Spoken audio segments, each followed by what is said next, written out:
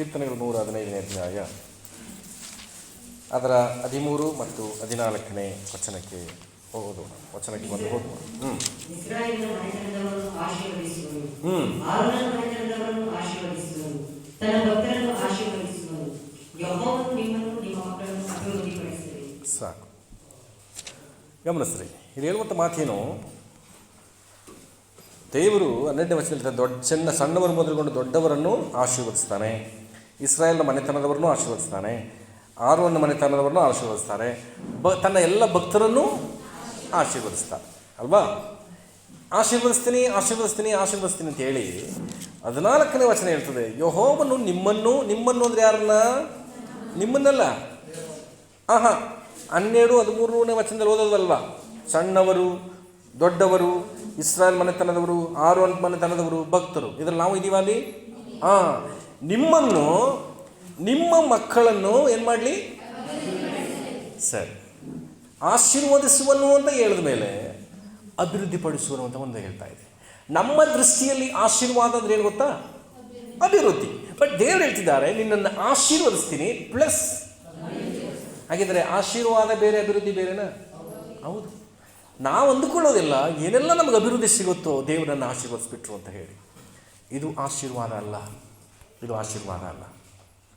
ನೆನಪು, ಯೋಚನೆ ನಮ್ಮಲ್ಲಿ ಇಲ್ಲೇ ಇರಲಿ. ಆಶೀರ್ವಾದ ಮಾಡುವಂಥ ದೇವರು ಇವತ್ತು ಆಶೀರ್ವದಿಸ್ತೇನೆ ಅಂತ ಹೇಳೋದು, ನಿನ್ನನ್ನು ಆಶೀರ್ವಾದ ನಿಧಿಯಾಗಿರಿಸ್ತೇನೆ ಅಂತ ಹೇಳೋದು. ನನ್ನ ಹತ್ರ 1000 ರೂಪಾಯಿ ಕೊಟ್ಟು ಮತ್ತೊಬ್ಬರಿಗೆ 100 ರೂಪಾಯಿ ಕೊಡಿಸೋದು ನಿಧಿ ಅಲ್ಲ ಅದು. ಮತ್ತೆ ಹೇಳ್ತೀನಿ, ನಮ್ಮ ದೃಷ್ಟಿಯಲ್ಲಿ ಆಶೀರ್ವಾದ ಅಂದರೆ ನಮಗೆ ಸಿಗುವಂಥ ಅಭಿವೃದ್ಧಿಗಳು.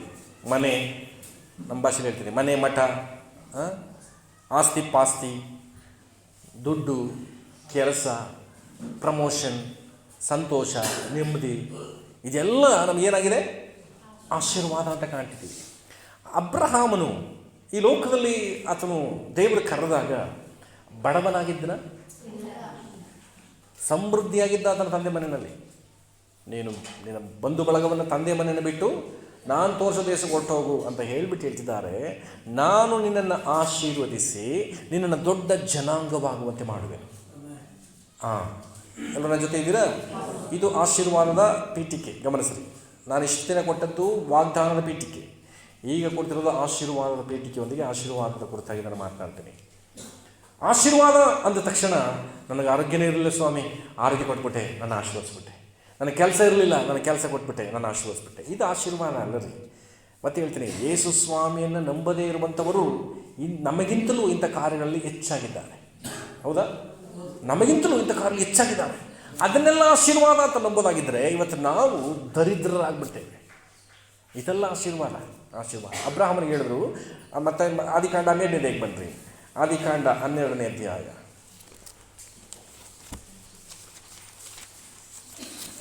ಆದಿಕಾಂಡ 12ನೇ ಅಧ್ಯಾಯದಲ್ಲಿ 2ನೇ ವಚನವನ್ನು ಓದಿದ್ರೆ, ಜನಾಂಗವಾಗುವಂತೆ ಮಾಡಿ ಆಶೀರ್ವದಿಸಿ. ಸಾಕು. ದೊಡ್ಡ ಜನಾಂಗ ಮಾಡಿದ್ರೆ ಅದು ಆಶೀರ್ವಾದನ? ದೊಡ್ಡ ಜನಾಂಗವಾಗಿ ಆಶೀರ್ವದಿಸ್ತೀನಿ ಅಂತ ಹೇಳ್ತಿಲ್ಲ ಅಲ್ಲಿ. ದೊಡ್ಡ ಜನಾಂಗ ಮಾಡಿ ದೊಡ್ಡ ಜನಾಂಗ ಆಗ್ಬಿಟ್ಟ ಅಬ್ರಹಾಮ ಅಂತ ಇಟ್ಕೊಳ್ಳಿ. ಈಗ ಜನಾಂಗಕ್ಕೆ ಏನು ಬೇಕು ಗೊತ್ತಾ? ಆಶೀರ್ವಾದ ಬೇಕು ಅಂತ ಹೇಳ್ತಿದ್ದಾರೆ. ಜನಾಂಗ, ನಮ್ಮ ಸಂತತಿಗಳು ವೃದ್ಧಿಯಾಗುವುದು ಕೂಡ ಆಶೀರ್ವಾದ ಅಲ್ಲ, ಅದನ್ನು ಮೀರಿದ್ದೇ ಆಶೀರ್ವಾದ. ಈ ವರ್ಷ ಆಶೀರ್ವಾದದ ವರ್ಷ ಅಂತ ಹೇಳಿದ್ದಾರೆ. ಯಾವುದರಲ್ಲೆಲ್ಲ ನಾವು ಆಶೀರ್ವಾದ ಕಾಣ್ತೀವಿ ಅನ್ನೋದು ನಿಮ್ಮ ನಿರೀಕ್ಷೆ ಆಗಿರ್ತದೆ, ನಿಮ್ಮ ಯೋಚನೆಗಳಾಗಿರ್ತದೆ. ಇದ್ರಲ್ಲಿ ನಂಗೆ ಆಶೀರ್ವಾದ ಕೊಡ್ತಾರಾ, ಇದ್ರಲ್ಲಿ ನಂಗೆ ಆಶೀರ್ವಾದ ಕೊಡ್ತಾರಾ, ಈ ನಿರೀಕ್ಷೆ ನಮಗೆ ಬೇಡ. ಆದರೆ ಯಾವುದು ಆಶೀರ್ವಾದ ಅನ್ನೋದನ್ನು ನಾವು ಸ್ಪಷ್ಟವಾಗಿ ತಿಳ್ಕೊಳ್ಳೋಣ. ಮತ್ತೆ ಹೇಳ್ತಿದ್ದೀನಿ, ಕೀರ್ತನೆ 115ರಲ್ಲಿ ದೊಡ್ಡವರು ಮೊದಲುಗೊಂಡು ಸಣ್ಣವರ ತನಕ ಯೆರೂಸಲೇಮಿನ ಇಸ್ರಾಯೇಲ್ ಮನೆತನದವರು, ಆರೋನ ಮನೆತನದವರು, ತನ್ನ ಭಕ್ತರು ಎಲ್ಲರನ್ನು ಆಶೀರ್ವದಿಸಿ ಇವರ ಮಕ್ಕಳನ್ನು ಅಭಿವೃದ್ಧಿಪಡಿಸ್ತೇನೆ ಅಂತ ಹೇಳಿದ್ದಾರೆ. ಆಶೀರ್ವಾದವನ್ನು ಈಕ್ವಲ್ ಮಾಡೋಕ್ಕಾಗಲ್ಲ ಅಭಿವೃದ್ಧಿಗೆ, ಅದಕ್ಕೂ ಮೀರಿದ್ದೇ ಆಶೀರ್ವಾದ. ಅಬ್ರಹಾಮನು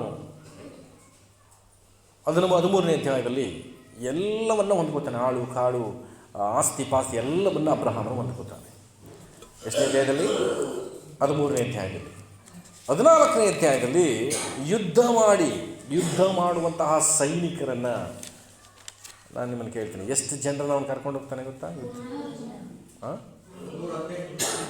300 18 ಜನರನ್ನು ಕರ್ಕೊಂಡು ಹೋಗ್ತಾನೆ. ಅಷ್ಟು ಸೈನಿಕರನ್ನ ಇಟ್ಕೊಂಡಿದ್ದ, ಅಷ್ಟು ಸೈನಿಕರು, ಹಾಗೆ ಅವರ ಪಕ್ಕದಲ್ಲಿ ಯುದ್ಧಾಭ್ಯಾಸ ಮಾಡಿದಂಥ ಜನರನ್ನ ಕರ್ಕೊಂಡು ಯುದ್ಧ ಮಾಡುವಷ್ಟರ ಲೆವೆಲ್ಗೆ. ಇವತ್ತು ಯೋಚನೆ ಮಾಡಿ, 300 ಜನ ನಾವು ಯುದ್ಧಕ್ಕೆ ಕರ್ಕೊಂಡು ಹೋಗ್ತೀವಿ, ಸಾಧಾರಣ ವ್ಯಕ್ತಿಗಳವರು. ಅಬ್ರಹಾಮನು ಅಷ್ಟರ ಮಟ್ಟಿಗೆ ಬೆಳೆದಿದ್ದ. 15ನೇ ಅಧ್ಯಾಯದಲ್ಲಿ ಅಬ್ರಹಾಮನು ದೇವರಿಂದ ವಾಕ್ಯವನ್ನು ಪಡ್ಕೊಳ್ಳುವಾಗ ದೇವರು ಹೇಳ್ತಾರೆ, ನಾನು ನಿನಗೆ ಅತ್ಯಧಿಕವಾದ ಬಹುಮಾನ ಇಟ್ಟಿದ್ದೀನಿ, ಯು ಡೋಂಟ್ ವರಿ ಅಂದ್ಬಿಟ್ರು. ಯಾರನ್ನ? ಆಸ್ತಿ ಇದೆ, ಆಳು ಕಾಳಿದ್ದಾರೆ, ಸೈನಿಕರಿದ್ದಾರೆ, ಎಲ್ಲ ಇದೆ. ಇನ್ನೊಂದು ಅತ್ಯಧಿಕವಾದ ಬಹುಮಾನ ಕೊಡ್ತೀನಿ ಅಬ್ರಹಾಮ, ಯು ಡೋಂಟ್ ವರಿ, ಚಿಂತೆ ಮಾಡಬೇಡ, ಭಯಪಡಬೇಡ ಅಂದರು. ಅದಕ್ಕೆ ಅಬ್ರಹಾಮ ಹೇಳ್ತಾನೆ ಗೊತ್ತಾ, ಆಸ್ತಿ ಇದೆಯಲ್ಲ, ಆಸ್ತಿಯನ್ನು ಆಶೀರ್ವದಿಸ್ಬಿಟ್ಟಿದ್ದೀರ ಸ್ವಾಮಿ, ಸಾಕವನ್ನ. ಅವನು ಹೇಳ್ತಾನೆ, ನನಗೇನು ಕೊಟ್ಟರೆ ಏನು, ನನಗೇನಿಲ್ಲ, ಸಂತಾನ ಇಲ್ವಲ್ಲ ಸ್ವಾಮಿ ಅಂತ ಹೇಳ್ತಿದ್ದಾನೆ. 15ನೇ ಅಧ್ಯಾಯ ಈ ರೀತಿ ಮುಗಿಯುತ್ತೆ. 16ನೇ ಅಧ್ಯಾಯದಲ್ಲಿ ಅವನೇ ಹುಡಿಕೊಂಡು ಆಶೀರ್ವಾದ ಅಂದರೆ ಇದೇನೋ ಅಂತ ತಿಳ್ಕೊಂಡು ಇಸ್ಮಾಯಿಲ್ನ ಪಡ್ಕೊತಾನೆ. ಸಂತಾನ ಹೊಂದ್ಕೊಳ್ಳೋದು ಕೂಡ ಆಶೀರ್ವಾದ ಅಲ್ಲ, ಗಮನಿಸ್ರಿ. ಸಂತಾನ ಹೊಂದ್ಕೊಳ್ಳೋದೇ ಆಶೀರ್ವಾದ ಆಗಿದ್ದರೆ ಇಸ್ಮಾಯಿಲನ ಏನಾಗಿರ್ತಿದ್ದ? ಆಶೀರ್ವಾದವಾಗಿ ಬದಲಾಗ್ತಿದ್ದ ಅವನಿಗೆ. ಅದೆಲ್ಲ ಆಶೀರ್ವಾದ. ಆದರೆ ಅಬ್ರಹಾಮನಿಗೆ ದೇವರು ಯಾವ ಉದ್ದೇಶಕ್ಕಾಗಿ ಒಬ್ಬ ಮಗನನ್ನು ನಾನು ಕೊಡ್ತೀನಿ ಅಂತ ಹೇಳಿದನೋ ಆ ಉದ್ದೇಶವನ್ನು ನೆರವೇರಿಸುವ ನಿಟ್ಟಿನಲ್ಲಿ ಮಗುವನ್ನು ಪಡ್ಕೊಳ್ಳುವುದೇ ನಿಜವಾದ ಆಶೀರ್ವಾದ. ಈ ವಿಷಯಕ್ಕೆ ಬರ್ತೀನಿ, ಗಮನಿಸ್ರಿ.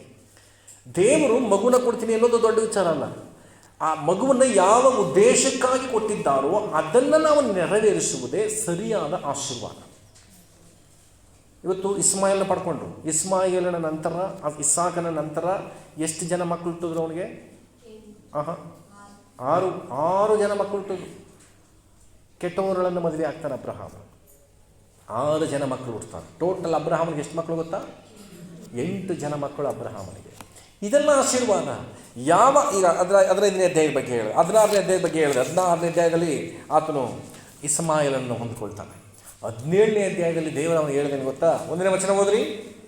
ಅಬ್ರಹಾಮನು 99 ವರ್ಷದವನಾದಾಗ ಯೆಹೋವನು ಅವನಿಗೆ ದರ್ಶನ ಕೊಟ್ಟು, ನಾನು ಸರ್ವಶಕ್ತನಾದ ದೇವರು, ನನಗೆ ನನ್ನನ್ನು ದೋಷವಿಲ್ಲದವನಾಗಿರು. ಸಾಕು.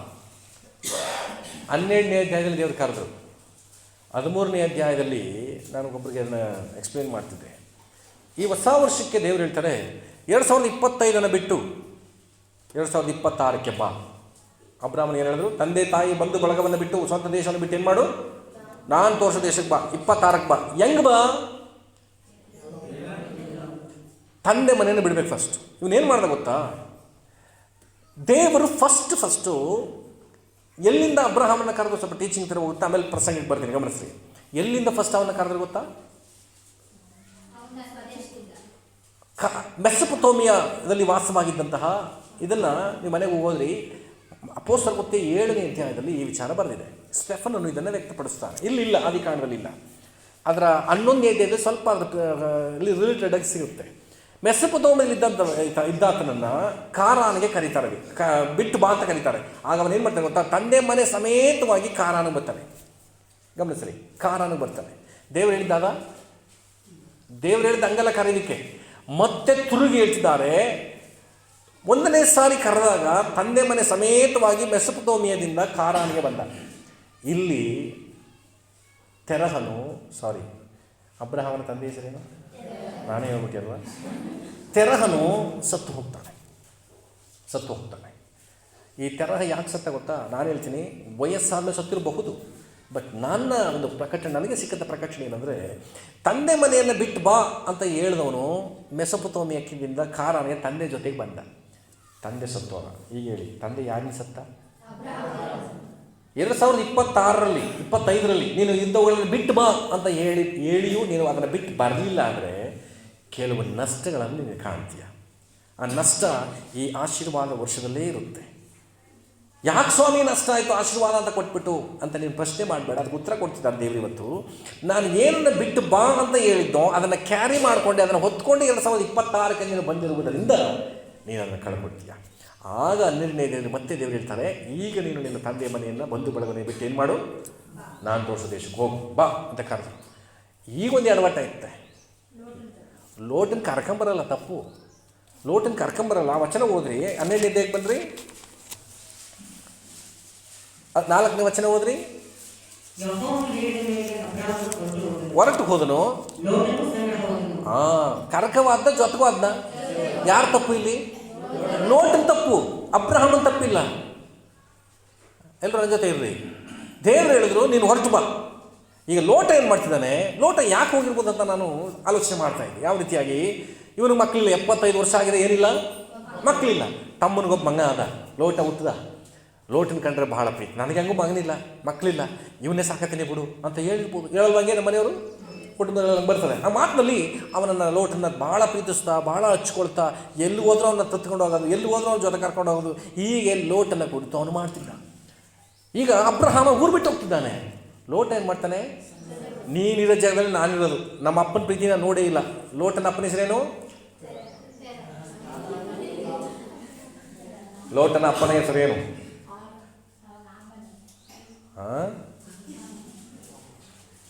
ಸರಿ, ನಾನು ನೋಡಿ, ನೀವೇ ಕಂಡ್ಕ ಬನ್ನಿ. ನಾನೇ ಹೇಳ್ಬಿಟ್ರೆ ಎಲ್ಲ ಆದಿ ಕಾರಣಕ್ಕೆ ಬೆಲೆ ಇರಲ್ಲ. ಅಬ್ರಹಾಮನ ಮಕ್ಕಳ ಹೆಸರಾದ್ರು ಹೇಳಿ. ಸಾರಿ, ಇದು ತೆರಹನ ಮಕ್ಕಳ ಹೆಸರಾದ್ರು ಹೇಳಿ. ನಾಹೋರ ಅಂತ ಒಬ್ಬ ಇದ್ದಾನ? ಆರಾನ್. ಆರಾನ್. ಈ ಲೋಟನ ಯಾರ ಮಗ? ಈತನ ಪ್ರೀತಿಯನ್ನು ನೋಡೇ ಇಲ್ಲ. ಅಬ್ರಹಾಮನನ್ನು ಯಾವಾಗಲೂ ಪ್ರೀತಿಸ್ತಿದ್ದ ಅಂತ ಹೇಳಿ ಜೊತೆಗೆ ಹೊರಟುಬಿಟ್ಟ. ಮತ್ತೆ ಹೇಳ್ತೀನಿ, ಇದರಲ್ಲಿ ಅಬ್ರಹಾಮ ತಪ್ಪಿದೆಯಾ? ಆದರೆ ದೇವರು ಅವನ ಸಂಗಡ ಬಂದದ್ದನ್ನು ದೇವರು ಇಷ್ಟಪಡಲಿಲ್ಲ. ಹೊಸ ವರ್ಷಕ್ಕೆ 2025ರಿಂದ 26ಕ್ಕೆ ಬಾ ಅಂತ ಕರೆದ್ರು, ನನಗಿಷ್ಟ ಇಲ್ಲ ಸ್ವಾಮಿ, ನಾನು ಕರೆಯಲಿಲ್ಲ ಸ್ವಾಮಿ, ಅದೇ ನನ್ನ ಜೊತೆ ಬಂದ್ಬಿಡ್ತು ಅನ್ನೋ ಸ್ವಭಾವ ನಿಮ್ಮಲ್ಲಿ ಇದ್ದರೆ, ದೇವರ 17ನೇ ಅಧ್ಯಾಯದಲ್ಲಿ ಹೇಳ್ತಿದ್ದಾರೆ, ನನಗೆ ದೋಷವಿಲ್ಲದವನಾಗಿ ನಡ್ಕೋ. ನೀನು ನನಗೆ ದೋಷವಿಲ್ಲದವನಾಗಿ ನಡ್ಕೋ. ಅದಕ್ಕಿಂತ ಮುಂಚೆ 13ನೇ ಅಧ್ಯಾಯದಲ್ಲಿ ಅವನು ಓದ್ ಜಾಗದಲ್ಲಿ ಬರಗಾಲ ಬಂದ್ಬಿಡುತ್ತೆ. ಈ ಬರಗಾಲ ಯಾಕೆ ಬಂತು ಗೊತ್ತಾ? ಬೇಡವಾದದ್ದು, ಇಷ್ಟಪಡದೇ ಇರುವುದು, ಕರೆಯದೇ ಇರುವುದು ಜೊತೆಗೆ ಬಂದದ್ದರ ನಿಮಿತ್ತ ಒಂದು ಬರಗಾಲನ ಸಂಧಿಸಿದ. 2026ಕ್ಕೆ ಗಮನಿಸ್ರಿ, ನಿಮ್ಮ ಒಬ್ಬೊಬ್ಬರ ಬಗ್ಗೆ ಹೇಳ್ತಿದ್ದಾರೆ ದೇವರ ಆತ್ಮನು.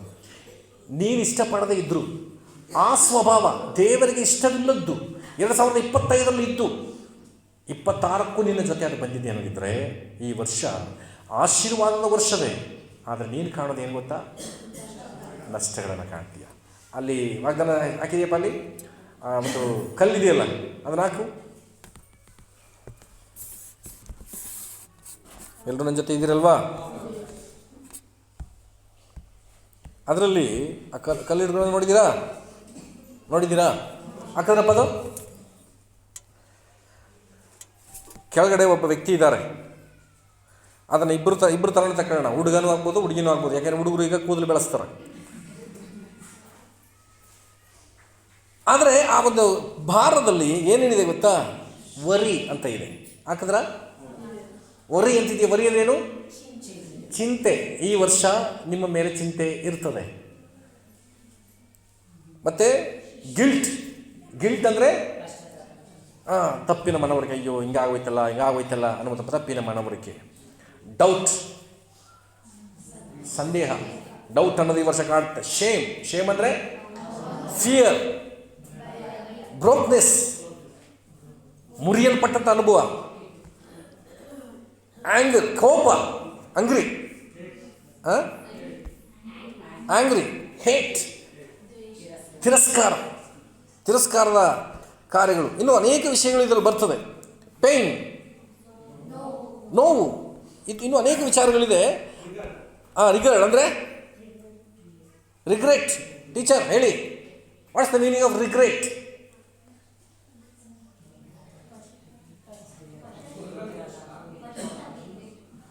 ನಿಮಗೆ ಕೇಳಿ ನಾವು ಪಶ್ಚಾತ್ತಾಪ ಪಡಬೇಕಾಗದ ಈಗ. ಗಮನಿಸ್ರಿ, ನಾನು ಹೇಳ್ತೀನಿ. ಇಷ್ಟೆಲ್ಲ ಭಾರಗಳು ನಿನ್ನ ಮೇಲಿದೆ, ಆದರೆ ಒಂದು ಸಂತೋಷ ಯಾರ ಕೈಲಿದೆ? ಅದು ನೀನು ಕಷ್ಟಪಡ್ತಾ ಇದೀಯಾ, ಬಟ್ ಯಾರು ಕೈ ಹಿಡಿದಿದ್ದಾರೆ ಅಲ್ಲಿ? ಈ ವರ್ಷದಲ್ಲಿ ಇದೆಲ್ಲವೂ ನಿನಗೆ ಬರುತ್ತೆ, ಆದರೆ ಹೆಚ್ಚಿನ ಭಾರ ನಿನ್ನ ಬಿಟ್ಟುಬಿಟ್ಟಿದೆ. ದೇವರು ಹಿಡಿದಿರೋದೇ ಆಶೀರ್ವಾದ. ಆಶೀರ್ವಾದ ಅಂದರೆ ಇದೆಲ್ಲ ಇಲ್ಲದೆ ಒಂದು ಪಿಕ್ಚರ್ ಕಾಣ್ತದೆ ಗೊತ್ತಾ? ಅಲ್ಲಿ ಈ ಪಿಕ್ಚರ್ ಹಾಕಪ್ಪ. ಅಲ್ಲಿ ಎಲ್ಲರೂ ನನ್ನ ಜೊತೆ ಇದ್ದೀರಾ? ಬೋರ್ ಆಗ್ತಿಲ್ಲ ತಾನೆ? ಈ ಪಿಕ್ಚರ್ ನೋಡಿದ್ದಾರೆ? ಆಶೀರ್ವಾದ ವರ್ಷದಲ್ಲಿ ಹಿಂಗೆ ನಡೆಸ್ಬಿಡ್ತಾರೆ ನಂಬಿದರೆ ಏನು ತಡೆಯಲ್ಲ. ಹೆಂಗೆ ಹೋಯ್ತದ ಗೊತ್ತಾ, ಮೋಡದ ಮಧ್ಯದಲ್ಲಿ ಹೋಯ್ತಿದ್ರೆ. ಈ ರೀತಿ ನಡೆಸೋದಲ್ಲ ಆಶೀರ್ವಾದ, ಈ ರೀತಿ ನಡೆಸೋದಲ್ಲ ಆಶೀರ್ವಾದ. ಆದರೆ ಈ ಆಶೀರ್ವಾದದ ಕಾರ್ಯಗಳಿಗೆ ನನ್ನನ್ನು ಒಪ್ಪಿಸಿಕೊಡುವುದು ದೇವರೇ. ಮತ್ತೆ ಹೇಳ್ತೀನಿ, 12ನೇ ಅಧ್ಯಾಯಕ್ಕೆ ಬಂದರೆ ಮತ್ತೆ 12ನೇ ಅಧ್ಯಾಯದಲ್ಲಿ ಲೋಟ ಏನು ಮಾಡ್ತಾನೆ? ಮತ್ತೆ ಇನ್ನೆಲ್ಲಿ ಕೇಳಿದ್ರು ಅಬ್ರಹಾಮ ಲೋಟನ ಜೊತೆ ಕರ್ಕೊಂಡು ಹೋಗೋದು ಯಾರು ಹೇಳ್ಬಾರ್ದು. ಲೋಟ ಅಬ್ರಹಾಮನ ಜೊತೆಗೆ ಹೋದ, ಅಬ್ರಹಾಮ ಕರ್ಕೊಂಡು ಹೋಗಲಿಲ್ಲ. ದೇವ್ರು ಹೇಳಿದ್ರೆ ಎಲ್ಲ ಬಿಟ್ಟು ಬಾ ಅಂತ. ಇವನ್ನ ಬೇಡ ಅನ್ನೋಗಿಲ್ಲ, ದತ್ತು ತಕ್ಕಂತ ಸಾಕ್ಬಿಟ್ಟಿರ್ತಾನೆ, ಭಾಳ ಪ್ರೀತಿ. ಅದರ ನಿಮಿತ್ತ ಅದೇ ಅಧ್ಯಾಯದಲ್ಲಿ ಏನಾಯ್ತು ಗೊತ್ತಾ, ಲೋಟನ ದನಕಾಯಿಯವ್ರಿಗೂ ಇವನ ದನಕಾಯಿಯವ್ರು ಏನಾಯಿತು? ಜಗಳ ಆಗೋಯ್ತು. ಗಮನಿಸ್ರಿ, ನೀನು 2025ರಲ್ಲಿ ಬೇಡ ಅಂದಂಥ ವಿಷಯಗಳನ್ನು ನಾನು ಕಾರಣೀಲ ಪಾಸ್ಟ್ರೆ, ಇವ್ರನ್ನ ನಾನು ಎದುರೇ ನೋಡಲಿಲ್ಲ, ಈ ಕಾಂಟ್ಯಾಕ್ಟೇ ನಂಗೆ ಇರಲಿಲ್ಲ. ದಿಢೀರ್ ಪಚ್ಚಪ್ಪ ಸರ್ಕಲ್ ಸಿಗಕ್ಕಂದ್ರು ನಾನೇನು ಮಾಡಲಿ? ದಿಢೀರ್ನು ಯಾರ್ದೋ ಒಂದು ನಂಬರ್ದು ಅಂತ ಜಸ್ಟ್ ಮುಟ್ಟಿದ ಕಾಲು ಹೊಂಟೋಯ್ತು, ಅವರೇ ಅವರು ಬಂದುಬಿಡ್ತು 26ಕ್ಕೂ ಅಂತ ಹೇಳಿದ್ರೆ ಏನು ನಡೀತು ಗೊತ್ತಾ? ಇಲ್ಲಿ ಲೋಟನನ್ನು ಅಬ್ರಹಾಮನ್ನು ಒಂದು ಜಾಗದಲ್ಲಿ ನಿಂತ್ಕೋತಾರೆ. ಈಗ ಲೋಟನ ಆಯ್ಕೆ ಮಾಡ್ಕೋತಾನೆ. ಯಾವ್ದನ್ನ ಆಯ್ಕೆ ಮಾಡ್ಕೋತಾನೆ ಗೊತ್ತಾ? ಹಚ್ಚ ಹಸಿರಾದಂಥ ಎಲ್ಲವನ್ನು ಆಯ್ಕೆ ಮಾಡಿ ಅಬ್ರಹಾಮನ ಏನು ಬಿಡ್ತಾನೆ? ಬರಡು ಭೂಮಿ ಬಿಡ್ತಾನೆ. ನಿನಗಿಷ್ಟವಿಲ್ಲದ್ದು ಈ ವರ್ಷ ನಿನ್ನ ಜೊತೆಗೆ ಬಂದಿದ್ದರೆ ನೀನು ಬರಡಾದಂಥ ಸ್ಥಿತಿನ ಈ ವರ್ಷ ಅನುಭವಿಸ್ತೀಯ. ಆಶೀರ್ವಾದದ ವರ್ಷದಲ್ಲಿ ದೇವರು ಯಾಕೆ ಸ್ವಾಮಿ ಬರಡು ಆಶೀರ್ವಾದ ಅಂತ ಕೊಟ್ಟಿಲ್ಲ ಅಂತ ಅಬ್ರಹಾಮ ಕೇಳುವಾಗಿಲ್ಲ. ಅಲ್ಲಿ ಯಾಕೆ ಹೇಳಿ ತಪ್ಪೇ ಆರ್ದು ಬೇಡ ಅಂತ ಜೊತೆ ಬಂದ್ಬಿಡ್ತು. ನಾನು ಎದುರೇ ನೋಡ್ರಲ್ಲ ಈ ಕಾಂಟ್ಯಾಕ್ಟ್ ಸಿಗುತ್ತೆ ಅಂತ ತಪ್ಪು ಅಂತ ಬಿಟ್ಬಿಟ್ಟಿದ್ದೆ ಪಾಸ್ಟ್ರೆ. ಬ್ಲ್ಯಾಕ್ ಲಿಸ್ಟ್ಲೂ ಹಾಕಿದ್ದೆ ಪಾಸ್ಟ್ರೆ.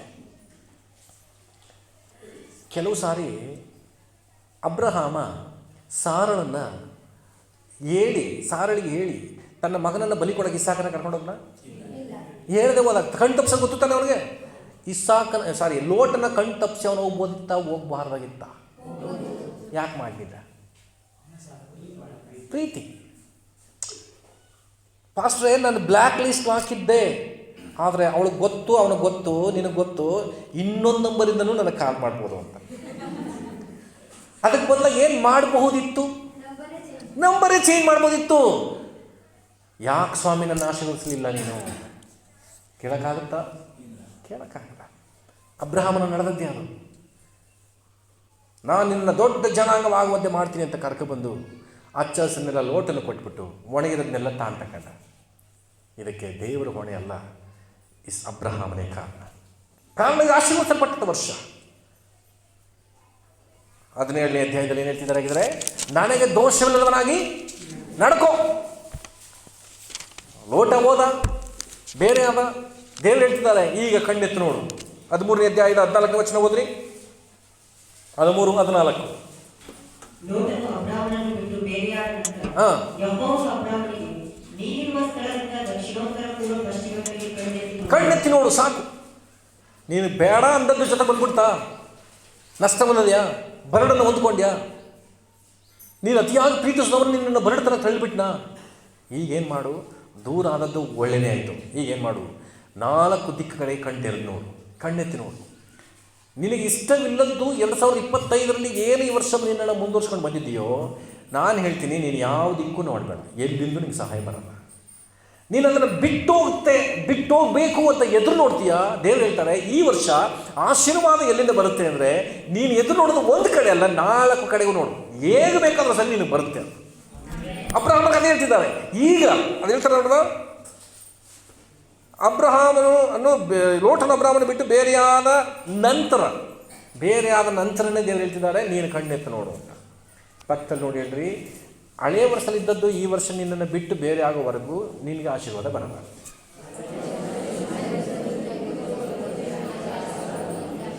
ಕೆಲವರು ಒಂದೇ ಸಾರಿಗೆ ಅರ್ಥ ಮಾಡ್ಕೊಂಡು ಹೇಳ್ಬಿಟ್ರು, ಇನ್ನು ಕೆಲವರು ಏನು ಹೇಳಿದ್ರು ಪಾಸ್ಟ್ರು ಯೋಚನೆ ಮಾಡ್ತಾರೆ. ದೇವರನ್ನು ಆಶೀರ್ವಾದ ಮಾಡಲಿ. ವಾಲ್ಯೂಮ್ ಸ್ವಲ್ಪ ಹೈಕ್ ಮಾಡಪ್ಪ. ಹಲ್ಲೆಲೂಯಾ. ನಾವೆಲ್ಲಿದ್ದೀವಿ? ಆಶೀರ್ವಾದ ವರ್ಷದ ಪೀಠಿಕೆಯಲ್ಲಿ ಇದ್ದೀವಿ. ಗಮನಿಸ್ರಿ, ಆಶೀರ್ವಾದ ಅಂದರೆ ಮತ್ತೆ ಹೇಳ್ತೀನಿ, ಎಲ್ಲವನ್ನು ಹೊಂದ್ಕೊಂಡ್ಬಿಡೋದಲ್ಲ. ಆ ಫೋಟೋದಲ್ಲಿ ನೋಡಿದ್ರಲ್ವಾ, ಎಲ್ಲ ನನ್ನ ಮೇಲಿದ್ದು ದೇವರ ಕೈಯಲ್ಲಿ ಅದಿದ್ದರೆ ಅದು ಆಶೀರ್ವಾದ. ಇರಲಿ, ಇದೆಲ್ಲ ಇದ್ದೇ ಇರುತ್ತೆ ಬದುಕಿರೋವರೆಗೂ. 13ನೇ ಅಧ್ಯಾಯದಲ್ಲಿ ದೇವರು ಹೇಳಿದ್ರು ಕಣ್ಣೆತ್ತಿ ನೋಡು. ಅದರ ನಂತರ 14ನೇ ಅಧ್ಯಾಯದಲ್ಲಿ ಲೋಟನ ಸೆರೆ ಹಿಡಿದ್ರು, ಅದು ಬಿಡುಗಡೆ ಮಾಡ್ಕೊಂಡು ಬಂದ. 15ನೇ ಅಧ್ಯಾಯದಲ್ಲಿ ನಾನು ನಿನಗೆ ಅತ್ಯಧಿಕವಾದ ಬಹುಮಾನ ಇಟ್ಟಿದ್ದೀನಿ ಸ್ವಾಮಿ, ಮಗನೇ ಅಬ್ರಹಾಮನೇ ಅಂತ ಹೇಳಿದ್ರು. ದೇವರು ಅದು ಯಾತಿಗೆ ಸ್ವಾಮಿ, ನಂಗೆ ಸಂತಾನ ಬೇಕು, ಬಹುಮಾನ ಬೇಡ ಅಂತ 16ನೇ ಅಧ್ಯಾಯದಲ್ಲಿ ಏನು ಮಾಡ್ದ? ಇಸ್ಮಾಯಿಲ್ನ ಪಡ್ಕೊಂಡ್ಬಿಟ್ಟ. ಇದನ್ನು ನೋಡಿನೇ ದೇವರು ಹೇಳ್ತಿದ್ದಾರೆ 17ನೇ ಅಧ್ಯಾಯದಲ್ಲಿ, ನನಗೆ ದೋಷವಿಲ್ಲವನಾಗಿ ನಡ್ಕೊ. ಹಾಗೆ 12ನೇ ಅಧ್ಯಾಯದಲ್ಲಿ ದೇವರು ಕರೆದ್ರು. 17ನೇ ಅಧ್ಯಾಯದಲ್ಲಿ ಬರೋ ಒಳಗೆ ಅವನಲ್ಲಿ ಏನಿತ್ತು? ದೋಷ ಇತ್ತು. ತುಂಬ ದೋಷವುಳ್ಳವನಾಗಿ ದೇವ್ರ ಮುಂದೆ ಇದ್ದ. ಆದರೆ ದೋಷ ಇತ್ತು, ಇವನಿಗೆ ವಾಗ್ದಾನ ಇರಲಿಲ್ಲ. ವಾಗ್ದಾನ ಇತ್ತು ಇವನಿಗೆ, ದೋಷ ಇತ್ತು, ಬಟ್ ವಾಗ್ದಾನ ಇತ್ತು. 13ನೇ ಅಧ್ಯಾಯದಲ್ಲಿ ಲೋಟನ ಎದುರುಗಡೆ ಹಚ್ಚ ಹಸಿರಿದೆ, ಬಟ್ ವಾಗ್ದಾನ ಇಲ್ಲ. ಅಬ್ರಹಾಮನಿಗೆ ಬರಮಾನ ಭೂಮಿ ಸಿಕ್ಕಿದೆ, ಕಾರಣ ಅವನಿಗೆ ವಾಗ್ದಾನ ಇದೆ. ವಾಗ್ದಾನ ಉಳ್ಳವನಾಗಿ ಬರಡಿದ್ರು ಸರಿ, ವಾಗ್ದಾನ ಇಲ್ಲದೆ ಹಚ್ಚ ಹಸಿರಿದ್ರು ಪ್ರಯೋಜನ ಇಲ್ಲ. ಏನಾಯಿತು? ಹಚ್ಚ ಹಸಿರಾದದ್ದು ಲೋಟನ ಹೋದಂಥ ಸ್ಥಳ ಏನಾಗಿ ಬದಲಾಯಿತು? ಸೊದೋಮ್ ಗೊಮೋರ ಪಟ್ಟಣ ನಾಶವಾಗಿ ಹೋಯಿತು. ಅದು ಹೇಗಿತ್ತು? ಅವನಿಗೆ ಹಚ್ಚ ಹಸಿರಾಗಿತ್ತು, ಬಟ್ ಲೋಟನಿಗೆ ಏನಿರಲಿಲ್ಲ? ವಾಗ್ದಾನ ಇರಲಿಲ್ಲ. ಅಬ್ರಹಾಮನಿಗೆ ವಾಗ್ದಾನ ಇತ್ತು, ಬರಡು ಭೂಮಿ ಸಿಕ್ತು. ಹಾಗಿದೆ ಈ ವರ್ಷ ನಿನಗೆ ಏನು ಸಿಕ್ಕಿದ್ರು ಸಿಕ್ಕದಿದ್ರು ಒಂದಿನ ಮಾತ್ರ ಖಚಿತಪಡಿಸ್ಕೋ, ನನಗೆ ದೇವರ ವಾಗ್ದಾನ ಇದೆ. ಆದರೆ ಅಬ್ರಹಾಮನ್ನ ಹಾಗೇನ ಬಿಟ್ಬಿಟ್ರೆ ದೇವರು ಬಿಡಲಿಲ್ಲ. ಅದರ ನಂತರವಾಗಿ ದೇವರವನನ್ನು ಮಾಡಿದಂತಹ ಕಾರ್ಯವೇ ದೊಡ್ಡ ದೊಡ್ಡ ದೊಡ್ಡ ದೊಡ್ಡ ಕಾರ್ಯಗಳನ್ನು ಆತನ ಅನುಭವಿಸುವಂತೆ ಮಾಡಿಕೊಳ್ಳುವಂತೆ ಮಾಡಬೇಕು. ಇವತ್ತಿಗೂ ಅಬ್ರಹಾಮನ ಸಂತತಿ ಅಂತ ಹೇಳಿಕೊಳ್ಳುವಂಥ ನಮ್ಮನ್ನು ಇದುವೇ ಆಶೀರ್ವಾದ. ಗಮನಿಸ್ರಿ,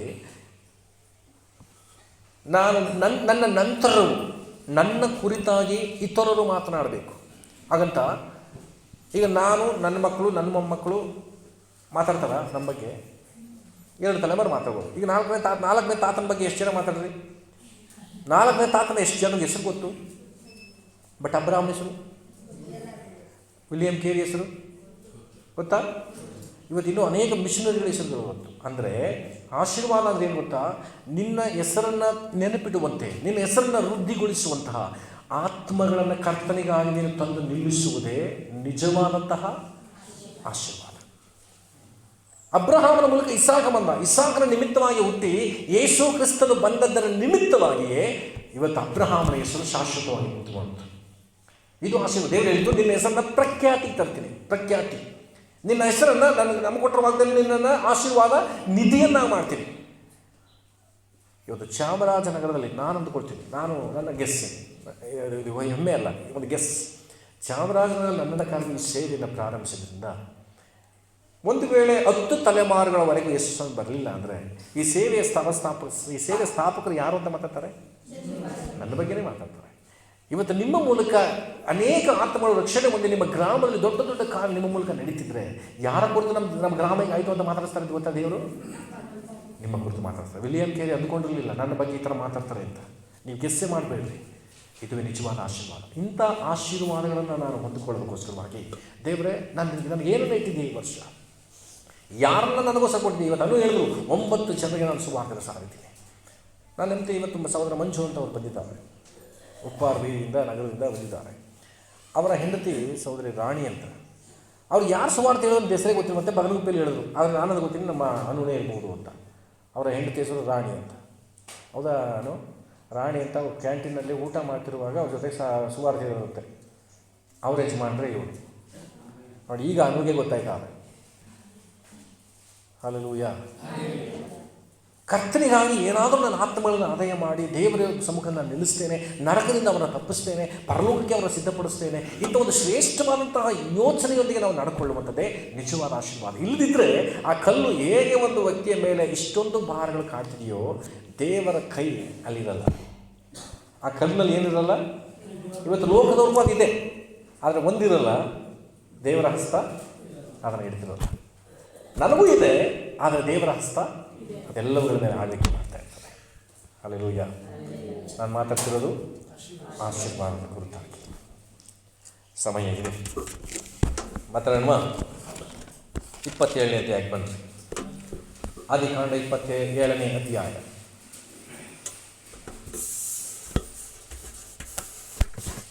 ಆದಿಕಾಂಡ 27ನೇ ಅಧ್ಯಾಯ. ಇಲ್ಲಿ ಯಾವುದರ ಬಗ್ಗೆ ಬರೆದಿದೆ ಅಂತ ಗೊತ್ತಲ್ವಾ? ಆಶೀರ್ವಾದ. ಇಸ್ಸಾಕನು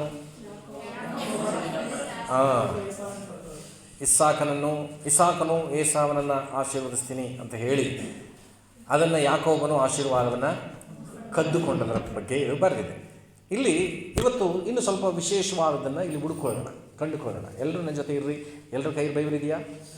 ಕೆಲವು ಜನ ನಮ್ಮ ಟ್ಯಾಬ್ ತಗೊಂಡು ನೋಡ್ತಿರ್ತಾರೆ ಬೈಬಲ್ನ. ಅದೆಲ್ಲ ನೋಡಬಾರ್ದು. ಚರ್ಚಲ್ಲಿ ಯಾವುದೇ ಸನ್ನಿವೇಶದಲ್ಲೂ ಮೊಬೈಲಲ್ಲಿ ಇನ್ನೊಂದರಲ್ಲಿ ನೀವು ಓದಬಾರ್ದು. ಬೈಬಲ್ನೇ ಓದಬೇಕು. ಆಮೇಲೆ ಬಸ್ಸಲ್ಲಿ ಟ್ರಾವೆಲ್ ಮಾಡುವಾಗ ತುಂಬ ಇಕ್ಕಟ್ಟಾದಾಗ, ಮನೇಲಿ ಅವಕಾಶ ಇಲ್ಲ ಆದಾಗ ನೀವು ಎಲ್ಲ ಆ್ಯಪ್ಗಳನ್ನ ಯೂಸ್ ಮಾಡಿ ಬೈಬಲ್ ವಿಷಯಕ್ಕಾಗಿ. ಬಟ್ ಸಭೆಯಲ್ಲಿ ನೀವು ಬೈಬಲ್ನ ತೆಗೆದುಕೊಂಡೇ ರಿಟರ್ನ್ ಬೈಬಲ್ ಬರೆಯಲ್ಪಟ್ಟದ್ದನ್ನೇ ನೀವು ಓದಬೇಕು. ಇದರಲ್ಲಿ ಟೈಪ್ ಮಾಡಲ್ಪಟ್ಟದ್ದನ್ನು ನೀವು ಓದಬಾರ್ದು. ವರ್ಷ ಅದು ಅಪ್ಡೇಟ್ ಆಗ್ತಾ ಇರುತ್ತೆ. ಬಟ್ ಬೈಬಲ್ ಏನಾಗಲ್ಲ, ಚೇಂಜಸ್ ಆಗಲ್ಲ. ಎಲ್ಲ ವರ್ಷಕ್ಕೂ ಅಪ್ಡೇಟೆಡ್ ವರ್ಷನೇ ನಮ್ಮ ಬೈಬಲ್. ಆಮೇಲೆ ಆದ್ದರಿಂದ 27ನೇ ಅಧ್ಯಾಯದಲ್ಲಿ ಯಾರ ಹತ್ರ ಬೈಬಲ್ ಇಲ್ಲ, ಓದಕ್ಕೆ ಗೊತ್ತಿದ್ದು ಅಳುಬರು, ಯಾರ ಕೈಯಲ್ಲಿ ಬೈಬಲ್ ಇಲ್ಲ? ಮಹೇಶ್ ಬ್ರದರ್ ಬೈಬಲ್ ಇದೆಯಾ? ಇಲ್ವಾ? Very good. ನೀವು ಹೊಸ ವಿಶ್ವಾಸಿ. ನೀವು ದೇವರು ನಿಮ್ಮನ್ನು ಆಶೀರ್ವಾದ ಮಾಡಲಿ. ಇವತ್ತು ಮನೇಲೊಂದು ಇದೆಯಾ? ದೊಡ್ಡದು ಚಿಕ್ಕದು ಇರೋದು ಮುಪ್ಪ ಯಾರಾದ್ರು? ವಿಜಯ್ ಇಲ್ಲೊಂದು ಬೈಬಲ್ ಇದೆಯಾ? ತಗೊಂಡ್ಕೊಡಪ್ಪ. ಮಹೇಶ್ ಅವ್ರಿಗೆ ಆರಾಕ್ಷೆ ಕೊಡಬೇಕಿತ್ತು. ಇಷ್ಟು ವರ್ಷ ಆದಮೇಲೆ ಬೈಬಲ್ ನಾನೇ ಕೇಳ್ಕೊಡ್ತಾವೆ ನೋಡಿ. ಹಳೆ ವಿಶ್ವಾಸಿ ಬೈಬಲ್ ತಗೊಂಡಿಲ್ಲ. ಇದೆಯಾ? ಸದ್ಯ ಕೊಟ್ಟಿರಿ ಅಂತ. ಅದು ಕಪ್ಪಿರುತ್ತೆ, ಒಳಗೆಲ್ಲ ಬೆಳಗಿರುತ್ತೆ. ಓದಿ, ಅಕ್ಷರಗಳು ಇರುತ್ತೆ ಅಲ್ಲಿ. ಇವತ್ತೇ ಗೊತ್ತು ನೋಡ್ತಿರೋದು ನೀವು. ಆ್ಯಕ್ಚುಲಿ ನಾನು ಎಕ್ಸ್ಪ್ಲೈನ್ ಮಾಡೋದು ನಿಮಗೆ. ಆದಿಕಾಂಡಲ್ಲಿದ್ದು ಮತ್ತೆ ಎಲ್ಲಿದ್ದು ಒಂದು ಗೊತ್ತಿಲ್ಲ ಪಾಪ ನಿಮಗೆ. ಇನ್ಯಾರ ಹತ್ರ ಬೈಬಲ್ ಇಲ್ಲ? ಎಲ್ಲ ಹತ್ರ ಇದೆಯಾ? ಓಕೆ, ಗಮನಿಸ್ರಿ. ನಾವು ಯಾವುದ್ರ ಬಗ್ಗೆ ಮಾತಾಡ್ತಿದ್ದೀವಿ? ಆಶೀರ್ವಾದದ ಬಗ್ಗೆ ಮಾತಾಡ್ತಿದ್ದೀವಿ. ಇಲ್ಲಿ ಇಸ್ಸಾಕನು ಪ್ರಾರಂಭದಿಂದ ಓದೋಣ. ಮಾತಾಡಬೇಡಿ, ಗಮನಿಸ್ರಿ. ಇಸ್ಸಾಕನಿಗೆ ಮುಪ್ಪಿನಿಂದ ಕಣ್ಣು ಕಾಣಲಾರದಷ್ಟು ಮೊಬ್ಬಾಗಿರಲು ಅವನು ತನ್ನ ಹಿರಿಮಗನಾದ ಏಸಾವನನ್ನು ಕರೆದು, ಮಗನೇ ಅನ್ನಲು ಏಸಾವನು ಇದ್ದೇನೆ ಅಂದನು. ಇಸ್ಸಾಕನು ಅವನಿಗೆ, ನಾನು ಮುದುಕನಾದೇನಷ್ಟೇ, ಯಾವಾಗ ಸಾಯುವೆನೋ ಗೊತ್ತಿಲ್ಲ. ಆದ್ದರಿಂದ ನೀನು ಬಿಲ್ಲು, ಬತ್ತಳಿಕೆ ಮುಂತಾದ ಆಯುಧಗಳನ್ನು ತೆಗೆದುಕೊಂಡು ಕಾಡಿಗೆ ಹೋಗಿ ಬೇಟೆಯಾಡಿ, ಬೇಟೆ ಮಾಂಸದಿಂದ ನನಗೆ ಇಷ್ಟವಾಗಿರುವ ರುಚಿ ಪದಾರ್ಥವನ್ನು ನನ್ನ ಊಟಕ್ಕೆ ಸಿದ್ಧಪಡಿಸಿಕೊಡು. ಸಾವು ಬರುವುದಕ್ಕಿಂತ ಮುಂಚೆ ನಾನು ನಿನ್ನನ್ನು ಆಶೀರ್ವದಿಸುತ್ತೇನೆ ಅಂತ ಹೇಳಿದರು. ಗಮನಿಸ್ರಿ, ಎಲ್ಲರ ಜೊತೆ ಇದ್ದೀರಲ್ವ? ಆಶೀರ್ವಾದ ಮಾಡ್ತಾರಂತೆ, ಎಚ್ಚರವಾಗಿರಿ. ಆಶೀರ್ವಾದ ಮಾಡ್ತೀನಿ ಮಗನೇ, ಬಾ ಅಂತ ಹೇಳಿದ್ರು. ಆಶೀರ್ವಾದ ಮಾಡಿಬಿಡ್ದಿಯೇ, ಉಂಡುಗಡ್ಡೆ ಮಾಡಬೇಕಾ? ಅದು ಯಾವ್ದ? ಇಷ್ಟವಾದ ಆಹಾರ. ಅದು ಯಾವಾಗ ಇಷ್ಟ? ಬೇಟೆ ಮಾಂಸವೇ ಬೇಕಂತ ನೋಡ್ರಿ. ಈ ಇಸಾಕ ತಂದೆಯಾದ ದೇವರಿಗೆ ಹೋಲಿಕೆ. ಯಾರಿಗೆ ಹೋಲಿಕೆ? ಅವರು ಕೂಡ ಅಷ್ಟೇ ನಮ್ಮ ಕಣ್ಣು ಕಾಣಲ್ಲ. ಇವನು ಕಣ್ಣು ಕಾಣಲ್ಲ, ಅವ್ರು ನಮಗೆ ಕಣ್ಣು ಕಾಣಲ್ಲ. ಎಲ್ಲರೂ ಹೇಳಿದ್ರ? ಇವನು ಕಣ್ಣು ಕಾಣಲ್ಲ, ಅವ್ರು ನಮಗೆ ಕಣ್ಣು ಕಾಣಲ್ಲ. ತಂದೆ ದೇವರು ಎಷ್ಟು ಸ್ವಾಮಿ ಕಂಡ್ರ ಲೋಕದಲ್ಲಿ? ಕಾಣಿಸ್ಕೊಂಡ್ರು. ಬಟ್ ತಂದೆ ದೇವರು ಕಣ್ಣು ಕಾಣಲ್ಲ, ಇವರು ಕಣ್ಣು ಕಾಣ್ತಿಲ್ಲ. ಈಗ ಇಸ್ಸಾಕನ ಕರೀತಾರೆ.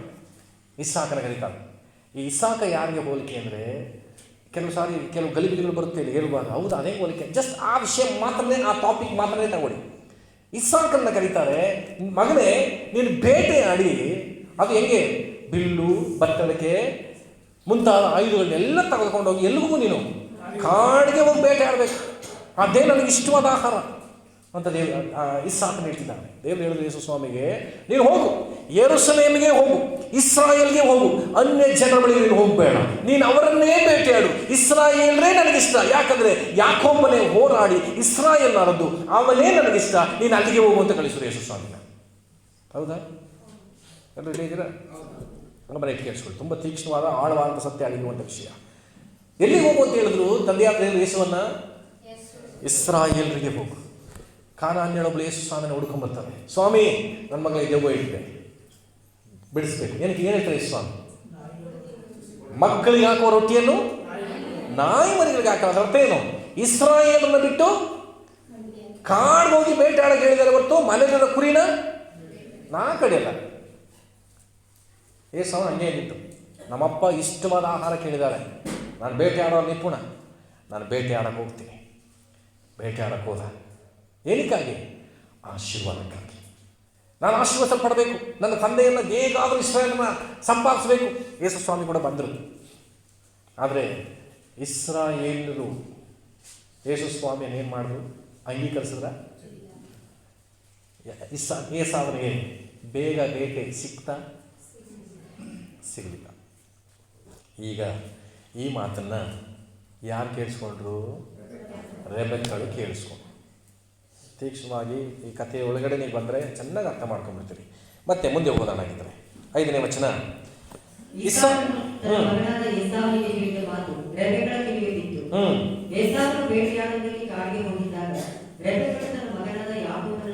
ಬೋಧಿಸಿ ಸಾಕು, ಬೋಧಿಸಿ. ಈಗ ನೀವು ಹೇಳಿ, ಈ ಬೋಧಿಸುವಂಥ ಈಕೆ ಯಾರಿಗೆ ಹೋಲಿಕೆ ಆಗಿದ್ದಾಳೆ? ಸಭೆಗೆ ಹೋಲಿಕೆ. ಎಲ್ಲಿ ಬೋಧಿಸೋದು? ಸಭೆಗೆ ಹೋಲಿಕೆ. ಇಸಾಕನಿಗೆ ಹೇಳಿದ್ರು ನೀ ಕಾಡಿಗೆ ಹೋಗುವಂತ, ಯೇಸು ಸ್ವಾಮಿಗೆ ಹೇಳಿದ್ರು ನೀ ಇಸ್ರಾಯೇಲನೇ ಹುಡುಕ ಹೋಗುವಂತ. ಆದರೆ ಆ ಕಡೆಯಿಂದ ದೇವರು ಪೇತ್ರನಿಗೆ ಹೇಳಿದ್ರು, ನಿನ್ನ ಈ ಬಂಡೆ ಮೇಲೆ ನಾನು ಏನು ಮಾಡ್ತೀನಿ? ಸಭೆಯನ್ನು ಸ್ಥಾಪಿಸ್ಬಿಟ್ರು. ಈ ಸಭೆ ಬೋಧಿಸ್ತಿದೆ ಈಗ ಏನಂತ? ಇಸ್ರಾಯೇಲರೇ ಬೇಕು ಅಂತೇನು ಇಲ್ಲ. ನಿಮ್ಮ ಅಪ್ಪನಿಗೆ ಏನು ಇಷ್ಟ ಅಂತ ನಂಗೆ ಗೊತ್ತು. ನೀನೇನು ಮಾಡ್ಬೋದು? ಕುರಿ ತಗೊಂಬ, ನಾನೇನು ಮಾಡ್ತೀನಿ? ಅದನ್ನು ಕಡಿದು ಅಡುಗೆ ಮಾಡ್ಕೊಡ್ತೀನಿ. ನೀನು ತಗೊಂಡೋಗಿ ನಿಮ್ಮ ಅಪ್ಪನಿಗೆ ಕೊಟ್ಟು ಆಶೀರ್ವಾದವನ್ನು ಹೊಂದ್ಕೋ. ಇವತ್ತು ಸಭೆ ನಿಮಗೆ ಬೋಧಿಸ್ತಿದೆ. ಇಸ್ರಾಯೇಲರು ಇವತ್ತು ಗದ್ದಾರ್ಥ ಸಭೆ ಇದೇ ಆಗಿದ್ದು. ಸುನ್ನತಿ ಮಾಡಿಸ್ಕೋಬೇಕು ಅಂತ ಬೋಧನೆ ಮಾಡ್ತಿದ್ರು. ಇಸ್ರಾಯೇಲರಾಗಬೇಕಾ ನೀವು? ಸುನ್ನತಿ ಆಗಬೇಕು. ಯೇಸು ರಕ್ಷಣೆ ಮಾಡಬೇಕಾ ನಿಮಗೆ? ನೀವು ಸುನ್ನತಿ ಮಾಡಿಸ್ಕೋಬೇಕು ಅಂತ. ಬಟ್ ಸರಿಯಾದ ಬೋಧನೆ ಏನು ಗೊತ್ತಾ? ಕಾಡಿಗೆ ಹೋಗ್ಬೇಕು ಅನ್ನೋದಲ್ಲ, ಪಕ್ಕದಲ್ಲಿರೋ ಕುರಿಯನ್ನೂ ಕಡಿದು ತಂದೆಯನ್ನು ನಾನು ಮೆಚ್ಚಿಸ್ಬೋದು. ಆಮೇಲೆ ಈಗ ಇಲ್ಲಿ ಯಾಕೋಬ ಯಾರು? ಎಲ್ಲರೂ ಹೇಳಿ. ನಾವು. ಅಪ್ಪ ಎಸಪ್ಪ. ಯಾಕೋಬ ಯಾರು? ಇಲ್ಲಿ ನಾವಾಗಿದ್ದೆ. ಸಭೆ ಯಾವುದು? ರೆಬೆಕ್ಕಳು ಯಾರು? ಸಭೆ ಆಗಿದೆ. ಈಗ ಸಭೆ ನಿಮಗೆ ಬೋಧಿಸ್ತಾ ಇದೆ. ನೀನು ಎಲ್ಲೆಲ್ಲೋ ಹುಡುಕ್ಬೇಡ, ನಿಮ್ಮಲ್ಲೇ ಕುರಿ ಇದೆ. ಈ ವರ್ಷ ನಾನು ಆತ್ಮಗಳ ಬಗ್ಗೆ ನಾನು ಮಾತಾಡ್ತಿದ್ದೀನಿ. ಆಶೀರ್ವಾದ ಅಂತ ಹಬ್ಬ ಅಮ್ಮನ ಹೇಳಿದ್ದು ಇಸ್ಮಾಯಿಲ್ನ ಕೊಡ್ತೀನಿ ಅಂತನೋ, ಕೆಟ್ಟೋರ ಮೂಲಕ 6 ಮಕ್ಕಳನ್ನ ಕೊಡ್ತೀನೋ ಅಂತ ಅಲ್ಲ. ಇಸಾಕನ್ನೇ ಕೊಡ್ತೀನಿ. ಆತನ ಮೂಲಕವಾಗಿ ಕ್ರಿಸ್ತನು ಬರ್ತಾನೆ. ಪೌಲನು ಇಬ್ರಿಯರಿಗೆ ಬರೆಯುವಾಗ ಅಥವಾ ಕೊರಿಂಥ ಸಭೆಗೆ ಬರೆಯುವಾಗ ಒಬ್ಬನ ಬಗ್ಗೆ ಮಾತ್ರ ಮಾಡ್ತಾರೆ. ಸಂತತಿಗಳಿಗೆ ಅಂತ ಹೇಳಿದೆ, ಸಂತತಿ ಅಂತ ಹೇಳಿದ್ದು ಅದು ಇಸಾಕನ ಬಗ್ಗೆ ಮಾತ್ರವೇ ಹೇಳಿದ್ದು. ಇವತ್ತು ನಿಮ್ಮ ಕುರಿತು ದೇವರು ಹೇಳ್ತಿದ್ದಾರೆ. ಇವತ್ತು ಈ ಸಭೆ ನಿನಗೆ ಬೋಧಿಸಿ ಏನು ಹೇಳ್ತಾ ಇದೆ? ಮುಂದಕ್ಕೆ ಹೋದ್ರೆ ಅದನ್ನ, ನಿನ್ನ ತಂದೆಯು ನಿನ್ನ ಅಣ್ಣನಾದ ಏಸಾವನ ಸಂಗಡ ಮಾತಾಡಿ ನೀನು ಹೋಗಿ ಬೇಟೆಯಾಡಿ ನನ್ನ ಮಾಂಸವನ್ನು ಊಟಕ್ಕೆ ರುಚಿ ಪದಾರ್ಥವನ್ನು ಸಿದ್ಧ ಮಾಡು, ಸಾಯುವುದು ಬರೋದಕ್ಕಿಂತ ಮುಂಚೆ ನಾನು ನಿನ್ನನ್ನು ಯೆಹೋವನ ಸನ್ನಿಧಿಯಲ್ಲಿ ಆಶೀರ್ವದಿಸುತ್ತೇನೆ ಅಂತ ಹೇಳ್ಬಿಟ್ಟಿದ್ದಾರೆ. ಇಸ್ರಾಯೇಲನ್ನೇ ಆಶೀರ್ವದಿಸ್ಬಿಡೋದಲ್ಲ. ಇವತ್ತು ಇಸ್ರಾಯೇಲ್ ದೇಶದ ಪರಿಸ್ಥಿತಿ ಹೇಗಿದೆ ಗೊತ್ತಾ? ಯುದ್ಧಗಳು ನಡೀತಾ ಇದೆ, ಕಾದಾಟ. ಬಟ್ ಇವತ್ತು ಇಂಡಿಯಾದಲ್ಲಿ, ಭಾರತ ದೇಶದಲ್ಲಿ ಇದ್ಕೊಂಡು ನಾವು ಯೆಹೋವನನ್ನು ಬಹಳ ಪ್ರೀತಿಯಿಂದ ಸೇವಿಸ್ತಾ ಇದ್ದೀವಿ, ಗೌರವದಿಂದ ಸೇವಿಸ್ತಾ ಇದ್ದೀವಿ, ಭಯಭಕ್ತಿಯಿಂದ ಅದನ್ನು ಸೇವಿಸ್ತಾ ಇದ್ದೀವಿ. ಇಂಥ ಕೃಪೆ ಇವತ್ತು ಎಷ್ಟೋ ಜನ ಸಿಕ್ಕಿಲ್ಲ. ಹೊರದೇಶಗಳಲ್ಲೂ ಕೂಡ ಭಯದಲ್ಲಿ ಜೀವಿಸ್ತಾ ಇದ್ದಾರೆ. ಇಲ್ಲಿ ರೆಬೆಕ್ಕಳು ತನ್ನ ಮಗನಿಗೆ ಅದನ್ನು ಬೋಧಿಸಿ, ಆದ್ದರಿಂದ ಮಗನೇ ನೀನು ಕಿವಿಗೊಟ್ಟು ನನ್ನ ಅಪ್ಪಣೆಯಂತೆ ಮಾಡು. ಈ ಆಡಿನ ಹಿಂಡಿಗೆ ಹೋಗಿ 2 ಒಳ್ಳೆ ಆಡಿನ ಮರಿಗಳನ್ನು ಬೇಗ ತೆಗೆದುಕೊಂಡು ಬಾ. ಯಾವ ಹಿಂಡು ಹೋಗಬೇಕು? ಕುರಿ ಹಿಂಡ್ಗ, ಆಡಿನ ಹಿಂಡ್ಗ? ಆಡು ಹಿಂಡಂದ್ರೇನು? ಕುರಿ ಹಿಂಡಂದ್ರೇನು? ಕುರಿ ಹಿಂಡು ಅಂದರೆ ರಕ್ಷಣೆ ಹೊಂದಿರೋರು. ಆಡಿನ ಹಿಂಡು ಅಂದರೆ ಬೈಬಲ್ ಇದೆಯಾ? ಬೈಬಲ್ ಇದೆ. ಅದಕ್ಕೆಲ್ಲ ತೆಗ್ಸಕ್ಕೆ ನಂಗೆ ಸಮಯ ಇಲ್ಲ. ಆಡಿನ ಹಿಂಡು ನಾವು ಹೋಗ್ಬೇಕೀಗ. ಭಕ್ತ ನೋಡಿದ್ರಿ, ಆಡಿನ ಹಿಂಡು ಯಾವುದಂತ ಗೊತ್ತಾ ಅಂತ?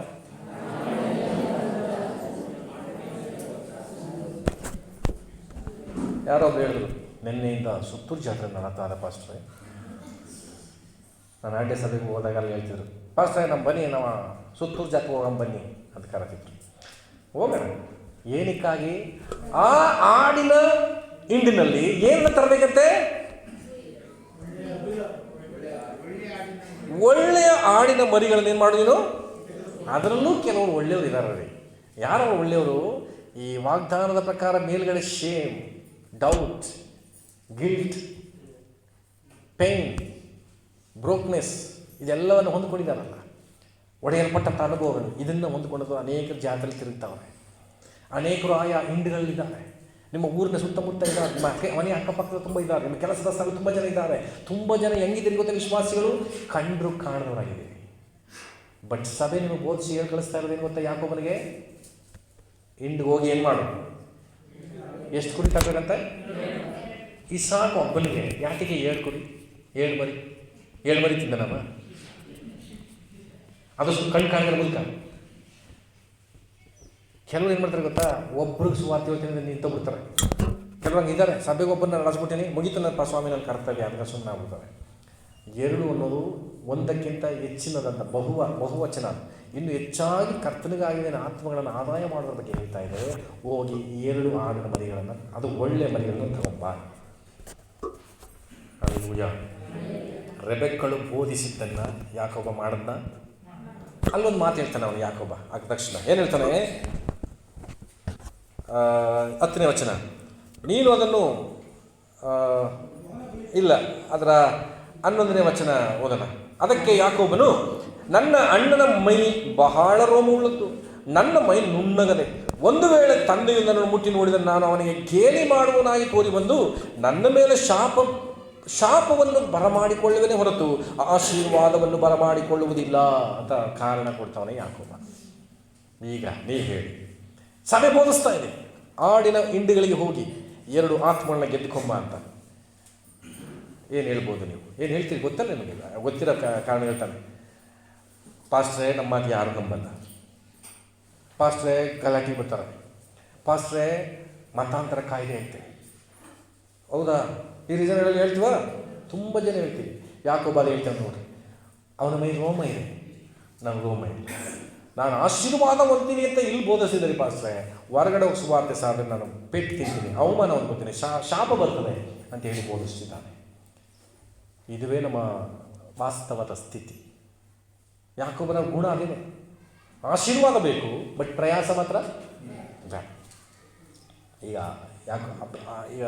ಆಕೆ ರೆಬೆಕ್ಕಳು, ಅದೇ ಸಭೆ ಒಂದು ಮಾತು ಹೇಳ್ತದೆ. ಏನಂತ? ಅವನ ತಾಯಿ, ಮಗನೇ, ಅವನು ನಿನಗೆ ಶಾಪ ಕೊಟ್ಟರೆ ಆ ಶಾಪ ನನಗೆ. ಇವತ್ತು ಸಭೆ ಹೇಳ್ತಿದೆ, ನಿನಗೇನೇ ಹೋರಾಟ ಬಂದರೂ ನಿಮ್ಮ ಜೊತೆ ಸಭೆ ನಿಂತುಕೊಳ್ಳುತ್ತೆ. ಆಮೇಲೆ ಲಿಂಕ್ ಸಿಗ್ತಾ ಇದೆಯಾ?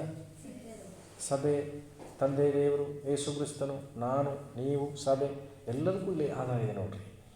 ಆಶೀರ್ವಾದ ಎಲ್ಲಿ ಬರ್ತದೆ, ಹೇಗೆ ಬರ್ತದೆ? ಇದೆಲ್ಲ ಈ ಹೋರಾಟ, ಈ ಸರ್ಕಸು, ಈ ಸುಳ್ಳು ಕಾರ್ಯಗಳೆಲ್ಲ ನಡೀತಿರೋದು ಏನಕ್ಕೆ ಹೇಳಿ? ಆಶೀರ್ವಾದಕ್ಕೆ. ಯಾಕೆ ಇಸಾಕ ಹೇಳ್ಬಿಟ್ಟಿದ್ದಾನೆ, ನೀನು ತಗೊಂಬ, ನಾನು ನಿನ್ನ ಆಶೀರ್ವದಿಸ್ತೀನಿ. ಈ ಆಶೀರ್ವಾದ ಅನ್ನೋದಕ್ಕೋಸ್ಕರ ಇಸಾಕ ಒಂದು ಕಡೆ ಏನು ಮಾಡ್ತಿದ್ದಾನೆ? ಈಗ ಬೇಟೆಯನ್ನು ಕಾಡಿನಲ್ಲಿ ಹೋಗಿ ಬೇಟೆ ಆಡ್ತಾ ಇದ್ದಾನೆ. ಇಲ್ಲೇನು ನಡೀತಿದೆ? ಏಸಾವ ಏನು ಮಾಡ್ತಾನೆ? ಆ ಕಾಡಿನಲ್ಲಿ ಹೋಗಿ ಬೇಟೆ ಆಡ್ತಿದ್ದಾನೆ. ಇಲ್ಲೇನು ನಡೀತಿದೆ? ಮನೆಯಲ್ಲಿ ಆ ಸರ್ಕಾರ, ಆ ಒಂದು ಆಶೀರ್ವಾದಕ್ಕೆ ಸರ್ಕಸ್ ಮಾಡ್ತಿದ್ದಾನೆ. ಇವತ್ತು ನಾವು ಮಾಡಬೇಕಾಗ್ತದೆ. ಆಶೀರ್ವಾದ ಎಲ್ಲೆಲ್ಲೋ ಯಾಕೆ? ಕೆಲವ್ರಿಗೆ ಸಂಘದಿಂದಲೇ ಆಶೀರ್ವಾದ ಬರ್ತದೆ. ಕೆಲವು ಎಲ್ಲಿಂದ ಬರುತ್ತೆ? ಸಂಘ ಇದ್ದರೆ ಎಷ್ಟೋ ಸಾರಿ ನೀವು ಯೋಚನೆ ಮಾಡಿ ನೋಡಿ, ಕನಸು ಸಂಘ ತಗೋತಿರ್ತಾರೆ. ಕನಸಿನಲ್ಲಿ ಸಂಘದವ್ರು ನೋಡಿ ನೋಡಿ ನೋಡಿ ಸಂಘದವ್ರಿಗೆ ಕನಸು ಬಂದು ದುಡ್ಡು ಕೊಡ್ತಿದ್ದ ಪಾಸ್ಟ್ರೇ. ಅದೇ ಆಶೀರ್ವಾದ ಕೆಲವ್ರಿಗೆ. ಅದು ಸಾಲರಿ, ಸಾಲ, ಕಂತು, ಲೋನ್. ಇವತ್ತು ಮೊಬೈಲ್ ನೋಡ್ರಿ, ಎಷ್ಟು ಜನ ಫೋನ್ ಮಾಡಿ ನಾನು ಲೋನ್ ಕೊಡ್ತಿದ್ದ ತಗೊಳ್ಳಿ. ನಾನೇ ಒಬ್ರಿಗೆ ಹೇಳಿದೆ, ನೀವು ತೆಗೆದುಕೊಂಡಂಥ EMI ಸ್ಪಷ್ಟವಾಗಿ ಚೆನ್ನಾಗಿ ಕಟ್ಟರು ಅಂದರೆ ನಾನು ನಿಮಗೂ ಇನ್ನೂ ಲೋನ್ ಕೊಡ್ತೀನಿ.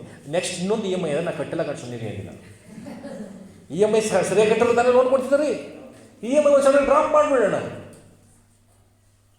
ನಾನು ಮಾಡೋಕ್ಕೋಗಬೇಡಿ. ಲೋನ್ಗೆ, ಸಾಲಕ್ಕೆ ಉತ್ತೇಜನ ಪಡಿಸಿದ್ದಾರೆ ಲೋಕ. ಎಚ್ಚರವಾಗಿರ್ರಿ. ಇಸಾಕನು ಕಾಯ್ತಿದ್ದಾನೆ ತನ್ನ ಹಿರಿಮಗನನ್ನು. ತನ್ನ ಹಿರಿಮಗ ಅಂದರೆ ಇಸ್ರಾಯೇಲರನ್ನು ಆಶೀರ್ವದಿಸುವುದು ದೇವರ ಉದ್ದೇಶ. ಈಗ ಓಕೆ, ಅಂತ್ಯಕ್ಕೆ ಹೋದಕ್ಕಿಂತ ನಾನು ಸಮಯ ಸ್ವಲ್ಪ ಇರೋದ್ರಿಂದ ಬೇಗ ನಾನು ಮಾತಾಡಿ ಮುಗಿಸ್ತೀನಿ, ಗಮನಿಸ್ತೀನಿ. ಈಗ ಓಡಿ ಹೋಗಿ ಅವನು ಏನು ಮಾಡ್ತಾನೆ? 13ನೇ ವಚನದಲ್ಲಿ, ನೀನು ನನ್ನ ಮಾತನ್ನು ಕೇಳಿ ಆ ಮರಿಗಳನ್ನು ತೆಗೆದುಕೊಂಡು ಬಾ ಎಂದು ಹೇಳಲು ಅವನು ಹೋಗಿ ಅವುಗಳನ್ನು ತಂದು ತಾಯಿಗೆ ಕೊಟ್ಟನು. ರೆಬೆಕ್ಕಳು ಅವನ ತಂದೆಗೆ ಇಷ್ಟವಾದ ಸವಿಯೂಟವನ್ನು ಸಿದ್ಧಪಡಿಸಿದ ಮೇಲೆ, ಗಮನಿಸ್ರಿ, ಅವನು ಕೇಳಿದ್ದೇನು? ನನಗೆ ಇಷ್ಟವಾದ ಬೇಟೆ ಮಾಂಸ. ಇವಳು ಹೇಳ್ತಿದ್ದಾಳೆ ನಿನ್ನ ತಂದೆಗೆ ಆಗಿದ್ದರೆ 2 ಇಷ್ಟ ಅವನಿಗೆ ಅಂತ ಅರ್ಥ. ಹೌದಾ? ರೆಬೆಕ್ಕಳು ಗೊತ್ತು ನೋಡ್ರಿ, ಪೇಟೆ ಮಾಂಸನೂ ಇಷ್ಟ ನನ್ನ ಗಂಡನಿಗೆ. ಅದ್ರ ಜೊತೆಗೆ ನಮ್ಮ ಮನೆಯಲ್ಲಿ ಯಾವ ಅಡುಗೆನ ಯಾವ ಮಾಂಸನ ಹೇಗೆ ಮಾಡಿಕೊಟ್ರೆ ಗೊತ್ತು ಅಂತ ಅವಳಿಗೆ ಗೊತ್ತು ನೋಡ್ರಿ. ಸಭೆಗೆ ಗೊತ್ತಿದೆ ತಂದೆಯನ್ನು ಹೇಗೆ ಮೆಚ್ಚಿಸ್ಬೇಕು ಅಂತ. ಅದಕ್ಕೆ ಹೇಳ್ತಿರೋದು ಪ್ರತಿ ವಾರ ಸಭೆಗೆ ಬನ್ನಿ ಅಂತ. ಆಮೇಲೆ ಸಭೆಯ ಸ್ಥಾನ ನೋಡಿದ್ರ, ಸಭೆ ಸ್ಥಾನ ಇರೋದು ಆಶೀರ್ವಾದಕ್ಕೆ ನೀನು ಬೇಟೆನೇ ಆಡಬೇಕಾಗಿಲ್ಲ, ಕೂತು ಜಾಗ ತಕ್ಕೋಬೋದು. ಅದೆಲ್ಲಿ? ಸಭೆ. ಪಕ್ಕದಲ್ಲಿ ಹೇಳ್ರಿ, ಸಭೆಗೆ ಬಂದರೆ ಆಶೀರ್ವಾದ. ಹಲ್ಲೆಲೂಯಾ.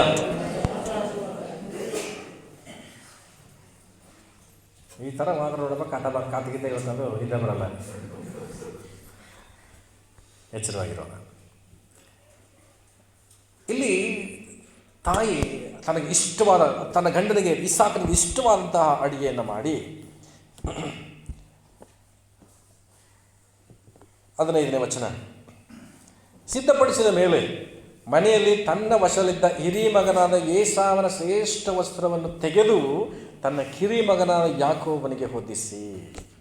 ಹಿರಿ ಮಗ ಯಾರಿಗೂ ಹೋಲಿಕೆ ಅಂತ ಹೇಳಿದೆ ನಾನು? ಯೇಸು ಕ್ರಿಸ್ತನಿಗೆ ಹೋಲಿಕೆ.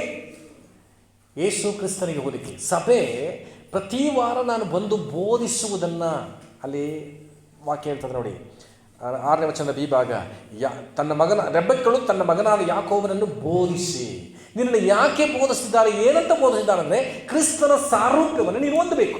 ಮತ್ತು ರೋಮ 8:29 ವಚನದ ಪ್ರಕಾರ ನಾನು ಕ್ರಿಸ್ತನ ಸಾರೂಪ್ಯವನ್ನು ಹೊಂದಬೇಕು. ಫಿಲಿಪ್ಪಿ 2:5 ಪ್ರಕಾರ ಈಗ ಯೇಸು ಕ್ರಿಸ್ತನಿದ್ದ ಮನಸ್ಸನ್ನು ನಾನು ಹೊಂದಬೇಕು. ಇದನ್ನು ಸಭೆ ನಮಗೆ ಕಲಿಸ್ತದೆ. ಈಗ ರೆಬೆಕ್ಕಳು ತನ್ನ ಹಿರಿ ಮಗನಾದ ಏಸಾವನ ವಸ್ತ್ರವನ್ನು ತೆಗೆದು ಯಾರಿಗೆ ಹಾಕ್ತಿದ್ದಾರೆ? ಯಾಕೋಬನಿಗೆ ಹಾಕ್ತಿದ್ದಾರೆ. ಯಾಕೋಬ ಯಾರು ಹೇಳಿ ಇಲ್ಲಿ? ನಾವು. ಏಸಾವ ಯಾರು ಹೇಳಿ? ಯೇಸು ಕ್ರಿಸ್ತನ ಆ ವಸ್ತ್ರವನ್ನು, ಆ ಪರಿಶುದ್ಧತೆಯನ್ನು, ಆ ಒಂದು ಯಜ್ಞದ ಕುರಿಯಾದ ತನ್ನ ರಕ್ತದಿಂದ ತೊಳೆಯಲ್ಪಟ್ಟಂತ ನಾವು ಅದನ್ನು ಧರಿಸ್ಕೊಳ್ಬೇಕಾಗಿದೆ. ಈಗ ಧರಿಸ್ಕೊಳ್ಬೇಕಾಗಿದೆ. ಯಾರ ಬಳಿ ಹೋಗ್ಲಿಕ್ಕೆ? ಕಣ್ಣು ಕಾಣದೇ ಇರೋ ತಂದೆ ಬಳಿ ಹೋಗ್ಲಿಕ್ಕೆ. ಕಣ್ಣು ಕಾಣದೇ ಇರೋ ಅಪ್ಪನ ಬಳಿ ಹೋಗಲಿಕ್ಕೆ ಅವನು ಪ್ರಯತ್ನ ಪಡೆದಿದ್ದಾನೆ. ನಾವು ಕಣ್ಣಿಗೆ ಕಾಣದಿರುವಂಥ ತಂದೆ. ಇವತ್ತು ನಾವು ಪ್ರತಿದಿನ ಪ್ರಾರ್ಥಿಸೋದು ಯೇಸು ಬಳಿಗ, ತಂದೆ ಬಳಿಗ. ಯೇಸು ಸ್ವಾಮಿ ಹೆಸರು ಪ್ರೇಯರ್ ಮಾಡ್ತೀವಿ. ಯಾರಲ್ಲಿ ಪ್ರಾರ್ಥಿಸ್ತೀವಿ ನಾವು ಹೇಳಿ? ಯಾರಿಗೆ ನಾವು ಪ್ರೇಯರ್ ಮಾಡೋದು? ತಂದೆಯ ದೇವರಿಗೆ. ಪ್ರತಿ ಸಾರಿ ನಾವು ಹೋಗೋದೇ ತಂದೆ ದೇವರ ಬಳಿಗೆ. ಆದರೆ ಎಷ್ಟೋ ಜನರು ಯಾಕೆ ಉತ್ತರ ಬರ್ತಿಲ್ಲ ಗೊತ್ತಾ? ಏಸಾವನ ವಸ್ತ್ರವನ್ನು ಧರಿಸ್ಕೊಂಡಿಲ್ಲ, ಏಸಾವನ ವಸ್ತ್ರವನ್ನು ಧರಿಸಿಲ್ಲ. ಏಸಾವನ ವಸ್ತ್ರ ಧರಿಸ್ಬಿಟ್ರೆ ಸಾಕ? ಅಲ್ಲಿ ಅವನ ಮೈ ಬಹಳ ರೋಮ ಉಳ್ಳದ್ದಾಗಿತ್ತಂತೆ. ಈಗ ಅವನ ಕೈಗೆ ಏನು ಕಟ್ಟಿದ್ರು? ಮೈಗೂ ಕೈಗೂ ಏನು ಹೋಗೋದಲ್ಲ, ಯಾವ ಚರ್ಮ? ಮತ್ತು ಓದಿ ಅಲ್ಲಿ 16ನೇ ವಚನಕ್ಕೆ ಬರೋಣ. 15ನೇ ವಚನದ ಬಿ ಭಾಗ, ಏಸಾವನ ವಸ್ತ್ರವನ್ನು ತೆಗೆದು ತನ್ನ ಕಿರಿಮಗನಾದ ಯಾಕೋಬನಿಗೆ ಹೊದಿಸಿ ಆ ಆಡಿನ ಮರಿಯ ಚರ್ಮಗಳನ್ನು ಅವನ ಕೈಗಳಿಗೂ ನುಣುಪಾದ ಕೊರಳಿಗೂ ಸುತ್ತಿ.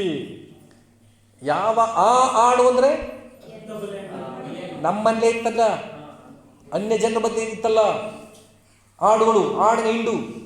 ಈಗ ನೀವು ತಂದೆ ದೇವರ ಬಳಿ ಹೋಗಲಿಕ್ಕೆ ನಿಮ್ಮ ಕೈಯಲ್ಲಿ ಆಡಿದೆಯಾ? ಆಡು ಕತ್ತರಿಸಿದಂಥ ಚರ್ಮ ನಿಮ್ಮ ಕೈಲಿದೆಯಾ? ನಾನು ಒಬ್ಬೊಬ್ಬರು ಹೆಸರು ಕೇಳ್ಬಿಡ್ಬೋದು.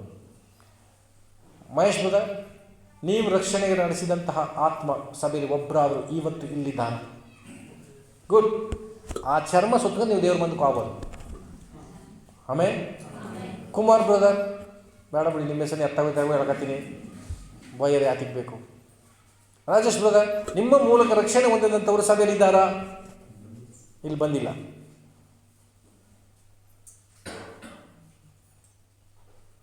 ಕೋಡಿ ಉಗ್ನೆ ರಮೇಶ್ ಬ್ರದರ್, ಮಸನಾಪುರದ ಮಹೇಶ್ ಬ್ರದರ್, ನಿಮ್ಮ ಮೂಲಕ ರಕ್ಷಣೆ ಹೊಂದವರು ಇಲ್ಲಿದ್ದಾರಾ? ಇಲ್ಲ ಪಾಸ್ಟರ್, ಇಲ್ಲ ಪಾಸ್ಟರ್. ನೀವು ತಂದೆ ದೇವ್ರ ಬಳಿ ಹೋಗೋಕ್ಕೆ ಒಂದು ವೇಳೆ ಹೋದ್ರೆ ಏನು ಸಿಗುತ್ತೆ ಹೇಳಿ? ಏನು ಸಿಗುತ್ತೆ? ಯಾಕೊಮ್ಮೆ ಹೇಳ್ತಾನೆ ಶಾಪ, ಶಾಪ ಸಿಗುತ್ತೆ. ಇದು ಯಾಕಪ್ಪ ಆಶೀರ್ವಾದ ವರ್ಷದಿಂದ ಮಾತಾಡ್ರಿ. ನನ್ನ ಕರೆದಿರೋದೇ ಆಶೀರ್ವಾದ ಮಾಡಲಿಕ್ಕೆ ಇಸಾಕ ಕರೆದದ್ದೇ ಅದಕ್ಕೆ. ಬಟ್ ಯಾಕೊಬ್ಬ ಹೋಗ್ತಿರೋದು ಆಶೀರ್ವಾದ ಹೊಂದಲಿಕ್ಕೆ, ಶಾಪ ಹೊಂದಲಿಕ್ಕಾಗಿ ನಾವು ಡಿಸೈಡ್ ಮಾಡಬೇಕು. ಯಾಕೊಬ್ಬ ಯಾರಲ್ಲಿ? ನಾವು ಈ ವರ್ಷ ನಾನು ದೇವರ ಬಳಿ ತಂದೆಯೇ ನನ್ನ ಆಶೀರ್ವದಿಸುವಂತ ಹೋದ್ರೆ ಆ ಸಿದ್ಧತೆ ನನ್ನಲ್ಲಿದೆಯಾ? 3 ಕಾರ್ಯ ಇರಬೇಕು. 3 ಕಾರ್ಯ ಇರಬೇಕು. ಆಡಿನ ಬಳಿ ಹೋಗಿ ತಂದು ಅಮ್ಮನ ಹತ್ರ ಕೊಟ್ಟಿರಬೇಕು. ಆ ಚರ್ಮವನ್ನು ಕಡಿದ್ರಲ್ಲ, ಆ ಚರ್ಮವನ್ನು ತನ್ನ ಕೊರಳಿಗೂ ತನ್ನ ಕೈ ಕಾಲುಗಳಿಗೂ ಅದನ್ನು ಸುತ್ತಕೊಂಡ. ಚರ್ಮ ಎಲ್ಲಿತೇಳಿ? ಇವನು ಆರಿಸ್ಕೊಂಡು ಬಂದಂಥ ಕುರಿಯ ಚರ್ಮ, ಆಡಿನ ಚರ್ಮ ಸುತ್ತಕೋತಾನೆ. ಎರಡನೇದು, ಮೂರನೇದಾಗಿ ಏಸಾವನ ವಸ್ತ್ರ ಆಯ್ತಾ? ಏಸಾವನ ವಸ್ತ್ರವನ್ನು ಯಾರು ತೆಗೆದುಕೊಟ್ಟದ್ದಂತೆ? ತಾಯಿ. ನಿಮ್ಗೆ ಏಸಾವನ ವಸ್ತ್ರ ಯಾರು ಕೊಡಿಸ್ಬೇಕು? ಸಭೆಯಿಂದಲೇ ಸಾರೂಪ್ಯ ಹೊಂದಲಿಕ್ಕೆ ಸಾಧ್ಯ, ಕ್ರಿಸ್ತನ ಸ್ವರೂಪವನ್ನು ಹೊಂದ್ಕೊಳ್ಳಿಕ್ಕೆ ಸಾಧ್ಯ. ಸಭೆ ಬಿಟ್ಟು ನಂಗೆ ಇನ್ನೊಂದು ಬಟ್ಟೆ ಗೊತ್ತು ಫಸ್ಟ್ ಅಲ್ಲೇ ಹಾಕತ್ತೀನಿ ಅಂದ್ರೆ ಅದು ನಡೆಯಲ್ಲ. ಇನ್ನೊಂದು 1000 ರೂಪಾಯಿ ಗೊತ್ತು ಫಸ್ಟ್ ನಂಗೆ ಮನೇಲಿ ಕೂತ್ಕೊಂಡು 1000 ರೂಪಾಯಿ ಹೊಂದ್ಕತ್ತೀನಿ, ಮನೇಲಿ ಕೂತ್ಕೊಂಡು 4-5 ಬಟ್ಟೆನ ಹೊಂದ್ಕತ್ತೀನಿ, ಆಗಲ್ಲ. ಸಭೆಯಲ್ಲೇ ಸಿಗೋದು ತಾಯಿಗೆ ಗೊತ್ತು ಏಸಾವನ ಬಟ್ಟೆ ಎಲ್ಲಿದೆ ಅಂತ. ಅದನ್ನು ಹೊದಿಸಿ ಈಗ ಇನ್ನೊಂದು ಕೈಗೆ ಕೊಟ್ಟು ಕಳಿಸ್ತಾನೆ. ಏನ ಸುತ್ತಿ 16ನೇ ವಚನ, ತಾನು ಸಿದ್ಧ ಮಾಡಿದ್ದ ರುಚಿ ಪದಾರ್ಥಗಳನ್ನು, ರೊಟ್ಟಿಯನ್ನು ತನ್ನ ಮಗನಾದ ಯಾಕೋಬನ ಕೈಗೆ ಕೊಟ್ಟಳು. ಯಾರು ಸಿದ್ಧಪಡಿಸಿದ್ದೀರು? ಯಾಕೋಬನ? ನೀವ? ಯಾವ ಸಿದ್ಧಪಡಿಸಿದ್ದು? ಸಭೆ, ರೆಬೆಕ್ಕಳು ಸಿದ್ಧಪಡಿಸಿದ್ದು. ಇಲ್ಲೆಲ್ಲ ಏನೆಲ್ಲ ಸಿದ್ಧಪಡಿಸ್ತಾರೋ ಕಲಿತಾರೋ. ಯಾಕೆ ರಾತ್ರಿ ಪ್ರಾರ್ಥನೆ ಬನ್ನಿ ಅಂತ ಹೇಳ್ತೀವಿ? ನಿಮ್ಮನ್ನು ಸಿದ್ಧಪಡಿಸಲಿಕ್ಕಾಗಿ, ಸಿದ್ಧಪಡಿಸಿ ಕೊಡೋದಕ್ಕೋಸ್ಕರ ನಿಮ್ಮ ಕೈಗಳಲ್ಲಿ ತಂದೆ ದೇವರ ಬಳಿ ಹೋಗಿ ಹೇಗೆ ಉತ್ತರ ಪಡ್ಕೊತೀರಿ? ಇವತ್ತು ತುಂಬ ಜನ ಪ್ರಾರ್ಥನೆ ಮಾಡ್ತಿದ್ದಾರೆ, ಉತ್ತರ ಯಾಕಿಲ್ಲ? ನೀನು ಸಿದ್ಧತೆಯೊಂದಿಗೆ ಹೋಗ್ತಾ ಇಲ್ಲ. ತಾಯಿ ಸಿದ್ಧಪಡಿಸಿ ಕೊಡುವಂಥ ಆಹಾರದೊಂದಿಗೆ ನೀನು ಹೋಗ್ತಾ ಇಲ್ಲ. ತಾಯಿಯ ಬಳಿಗೆ ಹಾಡುಗಳನ್ನು ತರ್ತಾ ಇಲ್ಲ. ಸಭೆಗೆ ಬಂದಮೇಲೆ ಅದು ಕುರಿ, ಬರೋವರೆಗೂ ಅದು ಯಾವುದು? ಹಾಡು. ಕಡಿಯೋವರೆಗೂ ಹಾಡೆ. ಈಗ ನೀವ್ಯಾರು? ಸ್ತೋತ್ರ. ಈಗ ನೀವ್ಯಾರು? ಕುರಿ. ನಾನು ಹಾಡು ಪಾಸ್ಟರ್ ಈಚೆ ಕಳಿಸ್ಬಿಡ್ತೀನಿ. ನಾವು ಕುರಿಗಳಾಗಿ ಮಾರ್ಪಡ್ತೀವಿ. ಆದರೆ ನೀವು ನಾನು ಹೋಗಿ ಕರಗಬೇಕಾದ ಹಾಡುಗಳೋಪಾದಿಯಲ್ಲಿ ದೇವರಿಗೆ ವಿರುದ್ಧವಾಗಿ ಜೀವಿಸುವ ಜನರ ಮಧ್ಯದಲ್ಲಿ ಹೋಗಿ 2 ಹಾಡುಗಳನ್ನು ತಂದೆ ಸಭೆ ಬಳಿಗೆ ತರಬೇಕು. ಉದ್ದೇಶ ಒಂದೇ, ತಂದೆ ಆಶೀರ್ವಾದ ಮಾಡ್ತಾರೆ. ಯಾರನ್ನ? ಇಸ್ರಾಯೇಲರನ್ನೇ, ಕಾಡು ಪ್ರಾಣಿಗಳನ್ನೇ ಅದು ತಿಂದು ಆಶೀರ್ವಾದ ಮಾಡ್ತೀನಿ ಅಂತ ಹೇಳಿದ್ದಾನೆ. ಬಟ್ ನನ್ನ ಸಭೆಗೆ ಗೊತ್ತು ದೇವರನ್ನ ಹೇಗೆ ಒಲಿಸ್ಕೋಬೇಕು ಅಂತ. ಪರಿಶುದ್ಧಾತ್ಮನಿಗೆ ಗೊತ್ತು ತಂದೆಯ ಹೃದಯಕ್ಕೆ ಮೆಚ್ಚುವಂಥ ಪ್ರಾರ್ಥನೆ ಹೇಗೆ ಮಾಡಿಸುವಂಥ ಪರಿಶುದ್ಧಾತ್ಮನಿಗೆ ಗೊತ್ತಿದೆ. ಆ ಪರಿಶುದ್ಧಾತ್ಮನ ಸಂಚಲನ ಆದಿ ಸಭೆಯಲ್ಲಿ ಪ್ರಾರಂಭ ಆಯಿತು. ಆದಿ ವ್ಯಕ್ತಿಯಲ್ಲಿ ಪ್ರಾರಂಭ ಆಯ್ತಾ? ಆದಿ ಸಭೆಯಲ್ಲಿ ಪ್ರಾರಂಭ ಆಯ್ತಾ? ಆದಿ ಸಭೆಯಲ್ಲಿ ಪ್ರಾರಂಭ ಆಯಿತು. 120 ಜನ ಕೂಡಿದಂಥ ಸಭೆಯಲ್ಲಿ ಪ್ರಾರಂಭವಾಯಿತು. ಆ ಪರಿಶುದ್ಧಾತ್ಮನು ಇಲ್ಲಿ ನಿನಗೆ ಕ್ರಿಸ್ತನ ಸಾರೂಪ್ಯವನ್ನು ಕೊಡಿಸುವುದಕ್ಕೋಸ್ಕರವಾಗಿ ನಿನ್ನ ಪ್ರತಿ ವಾರ ಬರಲಿಕ್ಕೆ ಹೇಳ್ತಾರೆ, ಪ್ರತಿ ರಾತ್ರಿ ಪ್ರಾರ್ಥನೆ ಮಾಡಲಿಕ್ಕೆ ಹೇಳ್ತಾರೆ, ಪ್ರತಿ ಉಪವಾಸ ಪ್ರಾರ್ಥನೆ ಮಾಡಲಿಕ್ಕೆ ಹೇಳ್ತಾರೆ, ಪ್ರತಿ ವಿಶೇಷವಾದ ಕೂಟಗಳಿಗೆ ಬರಲಿಕ್ಕೆ ಹೇಳ್ತಾರೆ.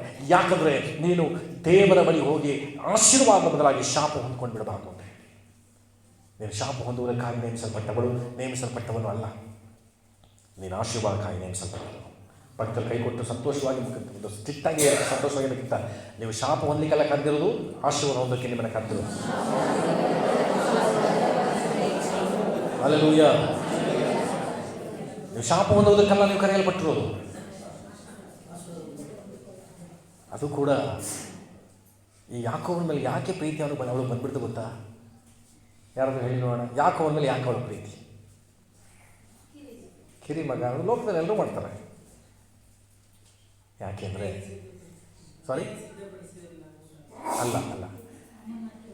ಅಲ್ಲ ದೇವ್ರ ಬಳಿ ಹೊಟ್ಟೆಯಲ್ಲಿ ಮಗು ಕಿತ್ತಾಡುವಾಗ ದೇವರನ್ನು ಮಾತಾಡಿರ್ತಾರೆ. ಹಿರಿಯರ ಬಳಿ ಹಿರಿಯದು ಕಿರಿಯರ ಬಗ್ಗೆ ಸೇವೆ ಮಾಡುತ್ತೆ ಅಂತ. ಹೌದಾ? ವಾಗ್ದಾನ ಇತ್ತ. ಯಾಕೆ ರೆಬೆಕ್ಕಳು ಅದನ್ನು ನಡ್ಕೊಂಡು ಹೋದ್ರೆ ವಾಗ್ದಾನ ಉಳ್ಳವಳು ಅಲ್ಲಿ. ನಾನು ಹೇಳಿದೆ, ಲೋಟನಿಗೆ ವಾಗ್ದಾನ ಇಲ್ಲ, ಹಚ್ಚ ಹಸಿರು ಸಿಕ್ತು. ಅಬ್ರಹಾಮನಿಗೆ ವಾಗ್ದಾನ ಇದೆ, ಒಣಗಿದ ಭೂಮಿ ಸಿಕ್ತು. ಈ ರೆಬೆಕ್ಕಳಿಗೆ ವಾಗ್ದಾನ ಇದೆ, ಕಿರಿಮಗ ಮೋಸಗಾರ ಸಿಕ್ಕಂದ. ಆದರೂ ಏನಿದೆ ಇವಳಲ್ಲಿ? ವಾಗ್ದಾನ ಇದೆ. ಇವನು ಮೋಸಗಾರನೇ ಆಗಿರಲಿ, ಎಲ್ಲರನ್ನೂ ಮೋಸ ಮಾಡೋಣ. ಇನ್ನು ಮಗ ಅಣ್ಣನ ಮೋಸ ಮಾಡೋದು, ಚೊಚ್ಚಲತನ ಕಿತ್ಕೊಂಡದ್ದು, ಇದೆಲ್ಲ ವಿಚಾರ ಗೊತ್ತಾಗಬೇಕು. ನಿಮಗೆ ಮಕ್ಕಳ ತುಂಟತನ, ಅವರ ಕೆಟ್ಟತನ ತನ್ನ ತಾಯಿಯರಿಗೆ ಗೊತ್ತಾಗಲ್ವ? ಅವರಿಗೆ ಫಸ್ಟ್ ಗೊತ್ತಾಗಲ್ಲ. ಅದು ಗೊತ್ತಾಗಿಯೂ ಅವಳು ಯಾಕೆ ಅವನ್ನ ಎಂಕರೇಜ್ ಮಾಡ್ತಾಳೆ ಅಂದರೆ, ನನಗೆ ವಾಗ್ದಾನ ಇದೆ ಇವನ ಮೇಲೆ. ಹಲ್ಲೆಲೂಯಾ. ಈ ವರ್ಷ ನೀವು ನೋಡಿ, ನಿಮ್ಮ ನಡೆಸುವಿಕೆ ಹೇಗೆಲ್ಲ ಇರಲಿ, ಹೇಗೆಲ್ಲ ಕಣ್ಣೀರಲ್ಲಿ ಆದೋಗ್ಲಿ, ಹೇಗೆಲ್ಲ ಹೋರಾಟಗಳಿರಲಿ, ಇಲ್ಲಿ ಕಲ್ಲುಗಳಲ್ಲಿ ನೋಡಿದಂಥ ಅಷ್ಟು ಕಾರ್ಯ ನಿಮ್ಮನ್ನು ಒತ್ಕೊಂಡು ಬರಲಿ. ಬಟ್ ನೀವು ನಂಬರಿ, ನನಗೆ ವಾಗ್ದಾನ ಇದೆ. ಆಮೇಲೆ ನನಗೆ ವಾಗ್ದಾನ ಇದೆ. ವಾಗ್ದಾನ ಇರುವವರ ಜೀವಿತ ನೀನು ನೆನೆಸಿದಾಗ ಪರಿಸ್ಥಿತಿಗಳು ಹೇಳುವ ಹಾಗೆ ಇರಲ್ಲ. ತದ್ವಿರುದ್ಧವಾಗಿ ಅಥವಾ ನೀವು ಹೇಳ್ಬೇಕಾದ್ರೆ ವಿಶೇಷವಾದ ರೀತಿಯಲ್ಲಿ ನಾನು ನಿಧಿಯನ್ನಾಗಿ ದೇವರು ಮಾತಾಡ್ಸುತ್ತಾರೆ ನನ್ನನ್ನು. ಆಮೇಲೆ ವಚನ ಹೋಗಿದ್ದೀರಾ? ಅರ್ಥ ಆಗ್ತಿದೆಯಲ್ವ? ಆಶೀರ್ವಾದ ಅಂದರೆ ನಾವು ತಿಳ್ಕೊಂಡಿದ್ದೀವಿ ಅಭಿವೃದ್ಧಿ ಅಂತ. ಅಭಿವೃದ್ಧಿ ಬೇರೆ, ಅಭಿವೃದ್ಧಿಗೂ ಮೀರಿದ್ದೆ. ಈಗ ನೀವು ಹೇಳಿ, ಆಶೀರ್ವಾದ ಬೇಕಾ ಅಭಿವೃದ್ಧಿ ಬೇಕಾ? ಅಭಿವೃದ್ಧಿ ಸಿಗಲಿಲ್ಲ ಅಂದರೆ ಬೇಡ ಪಾಸ್ ನಂಗೆ ಆಶೀರ್ವಾದ ಬೇಕು ನಿಮ್ಮ ಹತ್ರ ನಮ್ಮ ಅಭಿವೃದ್ಧಿ ಬೇಡ ರೀ. ಆಶೀರ್ವದಿಸಲ್ಪಟ್ಟಂಥ ಅಬ್ರಹಾಮನಿಗೆ ಅಭಿವೃದ್ಧಿ ಇತ್ತೇ ಇಲ್ವಾ? ಯೋಬನ ವಿಷಯ ತೆಗೆದುಕೊಂಡ್ರೆ ನೋಡ. ಯೋಬ ಅದರ 42ನೇ ಅಧ್ಯಾಯಕ್ಕೆ ಬನ್ನಿರಿ. 42ನೇ ಅಧ್ಯಾಯ 10ನೇ ವಚನದಿಂದ ನಾನೇ ಓದ್ತೀನಿ, ಕೇಳಿಸ್ಕೊಳ್ರಿ. 10ನೇ ವಚನದಿಂದ ಯೋಬ, ಬೇಗ ಬೇಗ ತೆಗೆದು ಕೀರ್ತನೆಗಳಿಂದ ಕೀರ್ತನೆಯಿಂದ ಹಿಂಭಾಗ 42ನೇ ಅಧ್ಯಾಯ 10ನೇ ವಚನವನ್ನು ಓದ್ತೀನಿ ನೋಡ್ರಿ. ತೆಗೆದುಕೊಂಡ್ರೆ ಎಲ್ಲರೂ ತೆಗೆದುಕೊಳ್ರಿ. ಎಷ್ಟು ಕಷ್ಟಪಟ್ಟಾಗತ್ತಾರಪ್ಪ ಬೈಬಲ್ನ. ಓದ್ತೀನಿ ನೋಡ್ರಿ. ಯೋಬನು ತನ್ನ ಸ್ನೇಹಿತರಿಗೋಸ್ಕರ ಪ್ರಾರ್ಥಿಸಿದ ಬಳಿಕ ಯೆಹೋವನು ಅವನ ದುಸ್ಥಿತಿಯನ್ನು ಹೋಗಲಾಡಿಸಿ ಅವನ ಸೊತ್ತನ್ನು ಮೊದಲಿಗಿಂತ 2ರಷ್ಟಾಗಿ ಹೆಚ್ಚಿಸಿದನು. ದುಸ್ಥಿತಿ ಹೋಗಿ ಆಶೀರ್ವಾದ ಹೊಂದಿದನು ಅಂತಿದೆಯಾ, ಹೆಚ್ಚಿಸನು ಅಂತಿದೆಯಾ? ಹೆಚ್ಚಿಸಲ್ಪಟ್ಟ. ಇದರ ನಂತರವಾಗಿ ಅವನಿಗೆ ಹೇಳುವಂಥದ್ದು 11ನೇ ವಚನ, ಆಗ ಅವನ ಎಲ್ಲ ಅಣ್ಣ ತಮ್ಮಂದಿರು, ಎಲ್ಲ ಅಕ್ಕ ತಂಗಿಯರು, ಮೊದಲು ಅವನ ಮನೆಯಲ್ಲಿ ಅವನೊಂದಿಗೆ ಭೋಜನ ಮಾಡುತ್ತಿದ್ದ ಎಲ್ಲ ಪರಿಚಿತರು ಅವನ ಬಳಿಗೆ ಬಂದು ಯೆಹೋವನು ಅವನ ಮೇಲೆ ಬರಮಾಡಿದ್ದ ಆಪತ್ತಿನ ವಿಷಯವಾಗಿ ತಮ್ಮ ತಮ್ಮ ಅನುತಾಪವನ್ನು ತೋರ್ಪಡಿಸಿ ಅವನನ್ನು ಸಂತೈಸಿದರು. ಇದಲ್ಲದೆ ಪ್ರತಿಯೊಬ್ಬರೂ ಒಂದೊಂದು ವರಹವನ್ನು, ಒಂದೊಂದು ಚಿನ್ನದ ಉಂಗುರಗಳನ್ನು ಅವನಿಗೆ ಕೊಟ್ಟರು. ಇವನಿಗೆ ಏನು ಕಮ್ಮಿ ಇತ್ತು ಹೇಳಿ? ಎಲ್ಲ ಇತ್ತು, ಕರೆಕ್ಟ್, 2ರಷ್ಟಿತ್ತು ಎಲ್ಲ. ಆದರೆ ಯಾರೆಲ್ಲ ವಿರುದ್ಧವಾಗಿ ಹೋಗಿದ್ರೋ, ಮೊದಲು ಹೇಳ್ತಾರೆ ನೋಡಿ, ಮೊದಲು ಅವನ ಸಂಗಡ ಊಟದ ಮಾಡಿ ಸುತ್ತ ಕೂತ್ಕೊಂಡಿದ್ದವರು ಈಗ ಬಂದ್ರಂತೆ. ಹಾಗಿದ್ರೆ ಅವರು ದುಸ್ಥಿತಿಯಲ್ಲಿ ಕೇಡು ಮಾಡಿದ್ರ? ಕೇಡು ಮಾಡಿದಾರಂತೆ. ಅವ್ರು ತಿರುಗಿ ನೋಡಲಿಲ್ಲ. ತಿರುಗಿ ನೋಡದೇ ಇರೋದೇ ಕೇಡು ಅಲ್ವಾ? ಈಗ ಕಷ್ಟ ಬರ್ತದೆ. ನೀವು ಇಷ್ಟು ಚೆನ್ನಾಗಿ ಅಕ್ಕಪಕ್ಕ ಕೂತಿರಲ್ವಾ, ದಾರಿಲಿತ್ತ ಅಲ್ಲಿ ಗಾಡಿ ಬಿದ್ದಿರೋದು ನೋಡ್ತಾರೆ. ನೋಡಿದ್ರು ನೋಡದೆ ನೋಡ್ತಾರೆ. ಹೆಂಗಿದ್ರೆ ನಿಮಗೆ ಭಾಳ ನೋವಾಗುತ್ತೆ, ಬೇಜಾರಾಗುತ್ತೆ. ಈ ಥರನೇ ಮಾಡಿದ್ವಿ ಯೋಬನಿಗೆ. ಅಂಥವರೆಲ್ಲ ಇವತ್ತು ಯಾರಿಗೆಲ್ಲ ಸುವಾರ್ತೆ ಹೇಳಿ ತಿರುಗಿಕೊಂಡು ಹೋಗಿದ್ದಾರೋ ಅವರೆಲ್ಲ ನಿಮ್ಮ ಬಳಿ ಬರೋದೇ ಆಶೀರ್ವಾದ. ಈ ಆಶೀರ್ವಾದ ಬೇಕಾ, ಅಭಿವೃದ್ಧಿ ಬೇಕಾ? ಯಾರಿಗೆಲ್ಲ ಸುವಾರ್ತೆ ಹೇಳಿದ್ರು ತೀರ್ಮಾನ ಮಾಡಿ ಅವರು ಒಂದು ದಿನ ಸಭೆಯಲ್ಲಿ ಕಾಣಿಸ್ಕೊಳ್ತಾರೆ. ಆ ತವಕದೊಂದಿಗೆ ಎದುರು ನೋಡಬೇಕಾಗಿದೆ. ಅದಕ್ಕೆ ಯೋಬನ ಮುಂದಿನ ವಚನ ಹೇಳ್ತಾರೆ ನೋಡಿ, 12ನೇ ವಚನ, ಯೆಹೋವನು ಯೋಬನ ಮೊದಲನೆಯ ಸ್ಥಿತಿಗಿಂತಲೂ ಅವನ ಕಡೆಯ ಸ್ಥಿತಿಯನ್ನು ಹೀಗೆ ಹೆಚ್ಚಿಸಿ ಆಶೀರ್ವದಿಸಿದನು. ಹೀಗೆ ಹೇಗೆ ಹೆಚ್ಚಿಸಿದ್ದಲ್ಲ, 2ರಷ್ಟಲ್ಲ, ಅದು ಹೆಚ್ಚಾಗಿದ್ದು. ಓದವರೆಲ್ಲ ವಾಪಸ್ ಬಂದು ಒಂದೊಂದು ವರಹ ಕೊಡ್ತಿದ್ರಂತೆ, ಒಂದೊಂದು ಉಂಗುರ ಕೊಡ್ತಿರಂತೆ. ಉಂಗುರ ಏನರ್ಥ? ಅಧಿಕಾರ. ಮತ್ತೆ ಹೇಳ್ತೀನಿ, ನೀವು ಒಬ್ಬೊಬ್ಬರು ದೇವರು ನೇಮಿಸಿದಂತಹ ಅಧಿಕಾರಗಳನ್ನು ಹೊಂದಿಕೊಳ್ಳುವುದೇ ನಿಜವಾದ ಆಶೀರ್ವಾದ. ಯಾವ ಅಧಿಕಾರ? ದೇವರು ನನಗಾಗಿ ಇಟ್ಟು. ಇವತ್ತು ಎಷ್ಟೋ ಜನ ವಿಶ್ವಾಸಿಗಳು ಸೈತಾನ್ ಅಧಿಕಾರ ಇನ್ನೂ ಮಾತಾಡ್ತಿದ್ದಾರೆ. ಸೈತಾನ್ ಹಿಂಸೆಯಲ್ಲಿ ಇದ್ದಾರೆ, ಇನ್ನೂ ಕೂಡ ಮಾಟಮಂತ್ರಕ್ಕೆ ಭಯಪಡ್ತಿದ್ದಾರೆ, ದುರಾತ್ಮನಿಗೆ ಭಯಪಡ್ತಿದ್ದಾರೆ. ನನ್ನ ಸಭೆ ವಿಶ್ವಾಸಿ ಕಳೆದ ವಾರ ಒಬ್ಬರು ಹೇಳ್ತಿದ್ರು, ನಾನು ದೆವ್ವ ಹೇಳ್ಬಿಟ್ಟಿದ್ದಾರೆ ಪಾಸ್ಟರ್, ದೆವ್ವದ ಕೇಳಿ ಕೇಳಿ ನಾನು ಭಯ ಪಡ್ತಿದ್ದೀನಿ, ಯಾವಾಗ ನಾನು ಆತ್ಮಹತ್ಯೆ ಮಾಡ್ಕೊಂಡ್ಬಿಡ್ತೀನಿ ಅನ್ನಿಸ್ತಾ ಇದೆ ಪಾಸ್ಟರ್ ಅಂತ ಹೇಳಿದ್ರು. ನಾವು ಕಳೆದ ವಾರ ಇದೆಲ್ಲ ಮಾರ್ಪಟ್ಟು ಅವುಗಳ ಮೇಲೆ ನೀನು ಅಧಿಕಾರವುಳ್ಳವನಾಗಿ ಮಾರ್ಪಡುವುದೇ ನಿಜವಾದ ಆಶೀರ್ವಾದ. ಇಲ್ಲಿ ಆಶೀರ್ವಾದ ಅಂದರೆ ಹೆಚ್ಚಿಸಿದನು ಅಂತ 10ನೇ ವಚನದಲ್ಲಿ ಹೇಳ್ಬಿಡ್ಬೋದಾಗಿತ್ತು, ಆಶೀರ್ವದಿಸಿದನು ಅಂತ. ಅಲ್ಲಿ ಹೇಳಿಲ್ಲ. ಬಿಟ್ಟೋದವರೆಲ್ಲ, ತನ್ನ ಸ್ವಂತ ಬಂಧು ಬಳಗ ಎಲ್ಲ ಅವನ ಬಳಿಗೆ ಬಂದು ಒಂದೊಂದು ವರಹವನ್ನು, ನಾನು ಹಿಂಗೆ ಹೇಳ್ತೀನಿ, ಒಂದೊಂದು ವರಗಳನ್ನು ಅನೇಕ ಮೂಲಕ ನಾವು ಹೊಂದ್ಕೋಬೇಕು. ಎರಡದಾಗಿ ಒಂದೊಂದು ಉಂಗುರವನ್ನು. ಅಷ್ಟು ಜನ ಒಂದೊಂದು ಉಂಗುರ ಕೊಟ್ಟಲ್ಲ, ಎಷ್ಟು ಬೆಳ್ಳಿಗೆ ಹಾಕಿ ನಾವು. ಅದರ ಅರ್ಥ ಬಂದೆ, ಅಷ್ಟು ಅಧಿಕಾರವುಳ್ಳವನಾಗಿ ನಾನು ಸಭೆಯಲ್ಲಿ ನಡ್ಕೊಳ್ಬೇಕು. ನಿನ್ನ ಗ್ರಾಮದಲ್ಲಿ ನೀನು ನಡ್ಕೋಬೇಕು. ಯಾವುದಕ್ಕೂ ನೀನು ಭಯ ಪಡುವುದಲ್ಲ. ಅಲ್ಲೇಲೂಯಾ. ಶಾಸ್ತ್ರ ಹೇಳೋದಾರ ನಿಮ್ಮ ಮನೆಗೆ ಬಂದು ಏನು ಮಾಡಿರಿ, ಮುಂದ್ಕೊಂಡು ಭಾಗ ಹಚ್ಕೋಲ್ಲ. ಶಾಸ್ತ್ರ ಹೇಳೋ ಬಂದಾನೆ, ಬುಡ್ಕೆಂಬಂದಾನೆ. ನಮ್ಮಲ್ಲಿ ಕೆಲಸ ಹಂಗೆ ಮಾಡ್ತಿದ್ರು. ಅವ್ರು ಕಂಡ್ರೆ ಹೇಳೋ ರೀತಿನೇ ರಾಂಗು. ಕೆಲಸ ಹಂಗೆ ಹೇಳ್ಬಿಟ್ರು ಶಪಿಸ್ಬಿಟ್ಟು ಗೊತ್ತಾ. ನಾನು ಹೇಳ್ತೀನಿ, ಅದು ನಿಜವಾಗ್ಲೂ ತಗಲ್ಬಿಡುತ್ತೆ. ಅವ್ನ ಪ್ರೀತಿಯನ್ನು ಕಳಿಸ್ಬಿಡಿ, ಅವ್ನು ಶಾಪ ಹಾಕಿ ನಿಮ್ಗೆ ತಗಲಲ್ಲ. ನಾನು ಒಬ್ಬ ವ್ಯಕ್ತಿಗೂ ಕೂಡ ಬಂದಂಥವ್ರಿಗೆ ಆ ರೀತಿ ಕಳಿಸಲ್ಲ. ಏನಾದರೂ ಕೊಟ್ಟು ಕ್ರಿಸ್ತನ ಬಗ್ಗೆ ಹೇಳಿನೇ ಕಳಿಸ್ತೀನಿ. ವಿಶೇಷವಾದಂಥ ರೀತಿಯಲ್ಲಿ ಅವ್ನು ಕಂಡು ಬಂದರೆ ಅಲ್ಲೇಲೂಯಾ. ನಾನು ನೀವನ್ನ ಮಾಡಬೇಕು. ಕಾರಣ ನಾನು ಅಧಿಕಾರವುಳ್ಳವನು. ಅಧಿಕಾರ ಉಳ್ಳವರು ಎಂಬುದಾಗಿ ಆ ಒಂದು ವೈರಾಗ್ಯ ನಾನು ಬರಬೇಕು. ಆಶೀರ್ವಾದ ಅಂದರೆ ಅಭಿವೃದ್ಧಿ ಅಲ್ಲ, ಅಭಿವೃದ್ಧಿ ಬೇರೆ, ಆಶೀರ್ವಾದ ಬೇರೆ. ಪಕ್ಕದಲ್ಲಿ ಕೈ ಕೊಟ್ಟು ಹೇಳಿ ಉತ್ತರ ತಗೊಳ್ಳಿ. ನಿನಗೆ ಅಭಿವೃದ್ಧಿ ಬೇಕಾ ಆಶೀರ್ವಾದ ಬೇಕಾ ಅಂತ ಕೇಳಿ ಕರೆಕ್ಟಾಗಿ ಉತ್ತರ ಹೇಳಿ. ಏನು ಬೇಕು ಅಶ್ವಿನಿ? ಬೇಕಾ? ಕೊಟ್ಬಿಡಮ್ಮ. ಎಲ್ಲ ಸೇರಿ ಮುಗಿದ ಮೇಲೆ ನಿಂತ್ಕೊಳ್ಳಿ ಡೋರ್ ಹತ್ರ. ಅವ್ರಿಗೆ ಆಶೀರ್ವಾದ ಅಭಿವೃದ್ಧಿ ಕೊಟ್ಟು ಕಳಿಸ್ಬಿಡಮ್ಮ. ಆಶೀರ್ವಾದ ಬೇಕಾ? ದೇವ್ರ ಸ್ತೋತ್ರ. ಆಶೀರ್ವಾದ ಬೇಕು ಅವ್ರಿಗೆ. ಗುಡ್. ನಾವು ಆಶೀರ್ವಾದ ಪಡುವುದಕ್ಕಾಗಿ ಕರೆಯಲ್ಪಟ್ಟಿದ್ದೀವಿ ಹೊರತು ಅಭಿವೃದ್ಧಿಗಾಗಲ್ಲ. ಅಭಿವೃದ್ಧಿ ಹೊಂದಲಿಕ್ಕೆ ಓವರ್ ಡ್ಯೂಟಿ ಮಾಡಿಬಿಟ್ರು ಅಭಿವೃದ್ಧಿ ಹೊಂದ್ಕೊತೀವಿ ನಾವು. ಒಂದು ಸಂಘ ತಗೊಳ್ಳೋದು 4 ಸಂಘ ತಗೊಳ್ಳೋದು ಅಭಿವೃದ್ಧಿ ಹೊಂದ್ಕೊತೀವಿ ನಾವು. ಹೌದು ತಾನೆ? ತುಂಬ ಜನ ಇದ್ದಾರೆ ಅಭಿವೃದ್ಧಿ ಹೊಂದವ್ರು ಇದ್ದಾರೆ. ಆ ರೀತಿ ಅಭಿವೃದ್ಧಿ ಬೇಡ ನನಗೆ. ಹೌದಾ? ಹೌದು ಹೌದು. ಇದು ಅದೇ ಈಗಲೂ ಅದೇ ಹೇಳ್ತಾ ಇದ್ದೀನಿ. ಇಲ್ಲ ಆಶೀರ್ವಾದ ಬೇಕು ಅವ್ರಿಗೆ. ಕರೆಕ್ಟ್. ಅಭಿವೃದ್ಧಿ ಅಲ್ಲ, ಆಶೀರ್ವಾದ ಬೇಕು. ನಿಜವಾಗ್ಲೂ ನಾವು ಆಶೀರ್ವಾದ ಪಡಬೇಕು. ನಾನು ಕಳೆದ ವಾರ ಒಂದು ಮಾತು ಹೇಳಿದ್ದೆ, ನಾನು ಸ್ಟೇಟಸಲ್ಲಿ ಕೂಡ ಹಾಕಿದ್ದೀನಿ. ನಾನು ಆಶೀರ್ವಾದ ಹೊಂದಬೇಕು ಹೊರತು ನನ್ನಲ್ಲಿರುವವುಗಳು ನನ್ನಲ್ಲಿ ಇರುವವುಗಳು ಅವಮಾನ ಹೊಂದಬೇಕು ಹೊರತು ನಾನು ಅವಮಾನ. ಹಲ್ಲೆಲೂಯಾ. ನನ್ನ ಪ್ರಸಂಗ ಕೇಳಿಸ್ಕೊಂಡವ್ರಿಗೆ ಅರ್ಥ ಆಗುತ್ತೆ. ದೇವರಾತ್ಮನು ನಮ್ಮನ್ನು ನಡೆಸುತ್ತಿರುವಂಥ ವಿಧಾನಕ್ಕಾಗಿ ಸ್ತೋತ್ರ. ಕರ್ತನ ಚಿತ್ತದಾದರೆ ಮುಂದಿನ ವಾರ ಇದನ್ನು ನಾನು ಮುಂದುವರಿಸ್ತೀನಿ. ಸಮಯ ಮುಗಿದಿರೋದ್ರಿಂದ ನಾನು ಇಷ್ಟಕ್ಕೆ ಮುಗಿಸ್ತೀನಿ. ಕರ್ತನ ವಾಕ್ಯದ ಮೂಲಕ ನಿಮ್ಮೆಲ್ಲರನ್ನು ಹೇರಳವಾಗಿ ಆಶೀರ್ವಾದ. ಆಮೇಲೆ